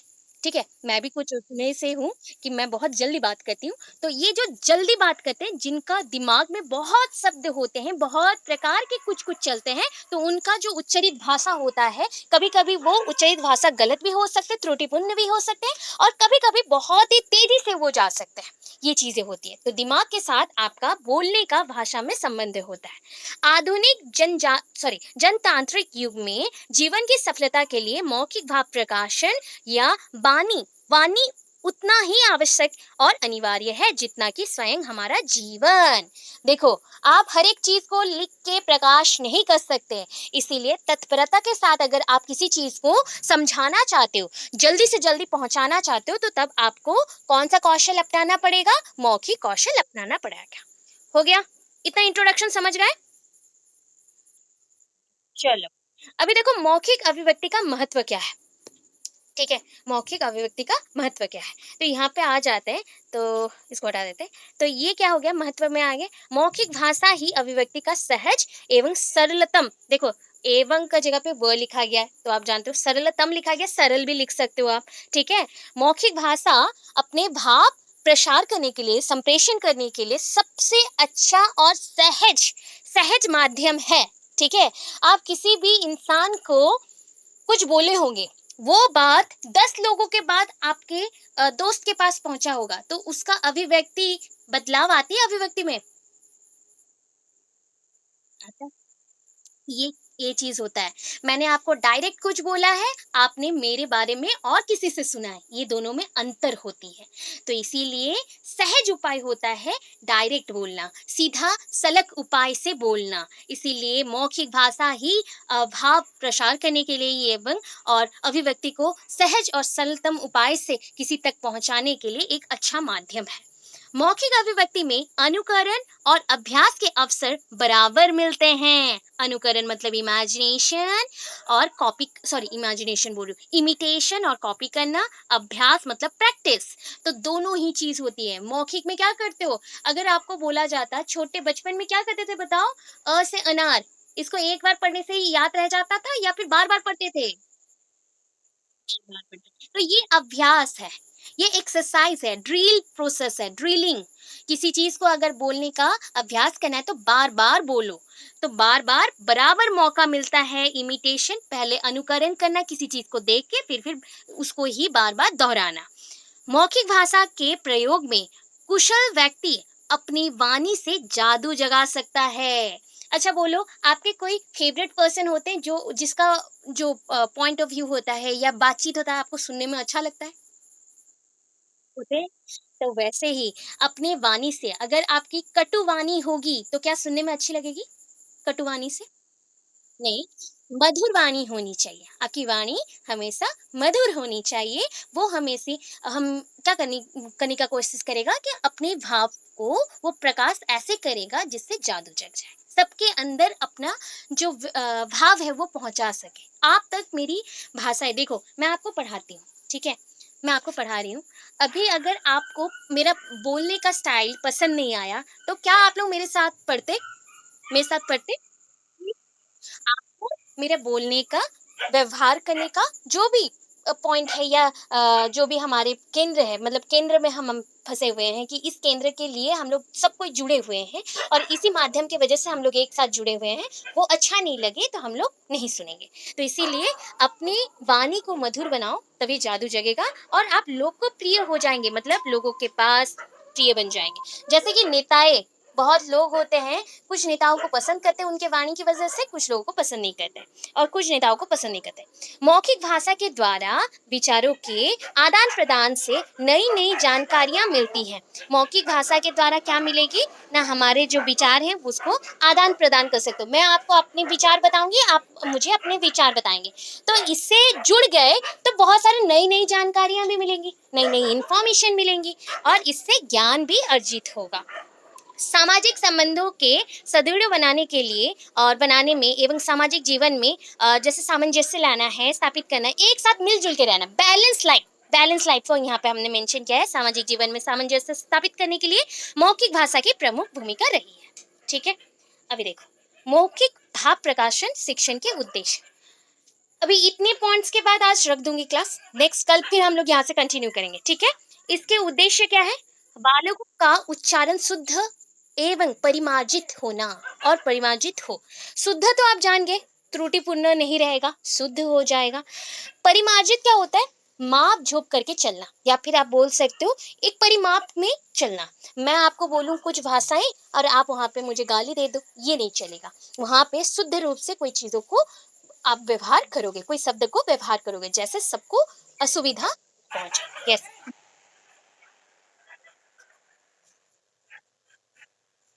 सही तरीके से। नहीं, परिमार्जित प्रोनाउंसिएशन तो होगा ही, बट हम लोग जितना बोलते हैं नॉर्मल हिंदी में परिमार्जित, मतलब मार्जिन में रहना, आप बोल सकते हो कि एक उपाय से आपका शुद्ध रूप से जितना भी आप बात करोगे अच्छे व्यवहार के साथ, उतना अच्छा रहता है। जितना अशुद्ध बात करते हैं उतना ही प्रॉब्लम हमारा। नाप तोल कर बोलना, राइट, वही होता है, नाप तोल कर बनना। परिमार्जित उपाय से अपने दायरे में रह के, अपने दायरे में रह के, ठीक है, अपने दायरे में रह के करना। अच्छा, छात्रों को शुद्ध उच्चारण, उचित स्वर। अभी देखो मैं आपको बोलूं, कल पढ़ के नहीं आए हो ना, ये कौन सा भाव था बताओ? गुस्से वाला था? थोड़ा गुस्सा वाला था? यस। अभी मैं बोलूं, कल सब कोई पढ़ के आओगे, ये कौन सा भाव है? नॉर्मल। ये आपका आ गया थोड़ा नॉर्मल भाव में आ गया। तो यहाँ पे आपको उचित स्वर ऐसे ही चुनाव करनी पड़ती है, किस स्वर में आप बच्चों के साथ बात करोगे। आप गुस्से में कभी बच्चों के साथ बात नहीं कर सकते, तो आपका स्वर हमेशा उचित होना चाहिए, उचित गति के साथ बोलना सीखना। छात्रों को निसंकोच, ये निसंकोच है, ठीक है, निसंकोच होकर अपने विचार व्यक्त करने के योग्य बनाना। देखो, आपको मैं हमेशा बोलती हूँ, आपका जो भी प्रॉब्लम है उसको आप बताओ, उसमें हम लोग सॉल्यूशन लेके आएंगे। जो बच्चे, आप कौन से बच्चों को पढ़ाना पसंद करोगे? जो बच्चे हमेशा पढ़ते हैं, हर दिन पढ़ते हैं, मेहनत करते हैं, उन बच्चों को, या फिर जो बच्चे बिल्कुल क्लास नहीं करते, एक आध दिन आते हैं, कौन से बच्चों को पढ़ाना पसंद करोगे? ये भी एक बहुत महत्वपूर्ण घातक है, मतलब आप बोल सकते हो ये धारक भी है। क्या होता है, जब भी हम एक टीचर के स्वरूप में पढ़ाते हैं बच्चों को, तब हमें ये जानना पड़ता है कि हम बच्चे को जितना सिखा रहे हैं, हर दिन बच्चा उतना ही सीखता जाए। उतना सीखेगा तो एडिशन होता जाएगा, और एक दिन ऐसा आएगा जब वो पूरा सीख जाएगा। एक बच्चा अनियमित होने से वो सीख नहीं पाता, इसीलिए बच्चों को उसके विचारों को भाव के सहित प्रकाश करने के लिए, योग्य बनाने के लिए हर दिन कुछ ना कुछ बोलने का अभ्यास करवाना पड़ेगा। छात्रों को व्याकरण, अच्छा व्याकरण में ध्यान देना है कि नहीं? ध्यान देना है ना? तो भाषा का प्रयोग करेगा, मौखिक का मतलब हम लोग मौखिक में आगे बढ़ रहे हैं, तो इसलिए व्याकरण का हम भाव को आगे बढ़ाएंगे, मतलब व्याकरण को शुद्ध करेंगे, व्याकरण के नियम को जानेंगे, व्याकरण को कैसे व्यवहार करते हैं वो भी सीखेंगे। छात्र को जितना हो सके सरल एवं मुहावरेदार भाषा का प्रयोग करें, ठीक है? एक मुहावरा जैसे होता है ना, नाच ना जाने आंगन टेढ़ा, सुने? नाच ना जाने आंगन टेढ़ा। हाँ, फिर और भी होते हैं, छाती पे मूंग दलना, सुने? हाँ, ये सारे मुहावरे होते हैं। तो इसके मतलब जो भी मुहावरे का लाइन है उसको अगर शुद्ध रूप से लाओ, और भी बहुत कुछ है। अहिनुकुल संपर्क, सुने हो? अहिनुकुल संपर्क, घोर शत्रुता, घोर शत्रुता। तो ऐसे परम शत्रु, हाँ, तो ऐसे चीज़ों के द्वारा पढ़ाना, ठीक है? भाषाओं को अच्छे-अच्छे भाषाओं में ज्ञान अर्जित करना है उनको, और भी प्रयोग करने के लिए सिखाना है, तो इसलिए ये सारे जानना पड़ेगा। और एक चीज़ होता है विराम चिन्ह, पंक्चुएशन मार्क्स, पूर्णच्छेद कहाँ पे रहेगा? कहाँ पे कॉमा दे रहे हो? विराम कहाँ पे दे रहे हो? पूर्ण विराम कहाँ पे दे रहे हो? मतलब पूरा एंड कहाँ पे कर रहे हो? आधा एंड कहाँ पे कर रहे हो? सबके बारे में सीखना पड़ेगा। इस पे ध्यान रखना पड़ता है, इसीलिए बातचीत में कहाँ पे आदि आता है, कहाँ पे आरंभ होता है, वो जानना पड़ता है। चलो, अभी विषय के अनुसार, प्रसंग के अनुसार बच्चों को इस भाषा को प्रयोग करना सिखवाना पड़ेगा। स्वाभाविक ढंग से अगर परस्पर से बच्चे वार्तालाप करते हैं, मतलब परस्पर से बातें करते हैं, अनुकूल अवस्था में बातें करते हैं, उनको आदत बन जाएगी इस भाषाओं को, मतलब इस भाषाओं को व्यवहार करने का, ठीक है? उसमें आदत जो बनाने का बात किया गया है, तो भाषा कौशल में आदत करवाना है। भाषा कौशल मतलब आपको मौखिक कौशल में जो अभिव्यक्ति प्रकाश करने का, व्यक्त करने का जो कौशल बताया गया, उसमें विकास करने के लिए आपको परस्पर के साथ वार्तालाप करना पड़ेगा। छात्र को कम्युनिकेशन कम्युनिकेशन स्किल, राइट। छात्र को धारा प्रवाह, मतलब देखो, बहुत बच्चे होते हैं ना, एक लाइन बोलते हैं चुप हो जाते हैं, और बहुत बच्चे होते हैं जो बोलते जाते हैं बोलते जाते हैं बोलते जाते हैं। तो बच्चों को वैसा बनाना है कि बच्चे ज्ञान इतना अर्जित कर ले कि एक विषय को अगर दे देते हो तो वो उसमें 10 लाइन बोल सके। प्रभाव, यहाँ पे लिखा गया प्रभावो उत्पादक, प्रभावो सॉरी, प्रभाव उत्पादक है, एक साथ जोड़ लो, अभी फंबल हो रहा है। प्रभावो उत्पादक, हाँ, वो होता है, इंग्लिश पढ़ पढ़ के आदत है, तो हिंदी में यहाँ पर वर्ड का ही मेरा अभी प्रभावोत्पादक वाणी में बोलना सिखाना। देखो, प्रभाव, जैसे आप कोई वाणी बोल रहे हो या फिर ऐसा कुछ बोलना जिसमें आपके ऊपर प्रभाव आए। आप अगर कुछ वाणी बोल रहे हो, दूसरों को उसमें प्रभाव आना चाहिए या फिर उसमें फीलिंग आना चाहिए कि हाँ, ये भाव वो बोलना चाहता है, ये प्रभाव हमें डालना चाहता है, प्रभाव को समझना पड़ेगा। तो वो प्रभाव आप डालोगे बच्चों पे कि पहले तुम सीखो, उसके बाद बच्चों से दूसरे तक वो पहुंचाएगा। इतना है। तो ये चीज़ें हमने यहाँ तक सीखी, इसके बाद विशेषताएँ हैं, उसके बाद और भी उसके मौखिक अभिव्यक्ति को कैसे बढ़ाओगे, उसके विधियाँ हैं, उसके बाद और भी स्किल्स हैं। इतना समझ आया?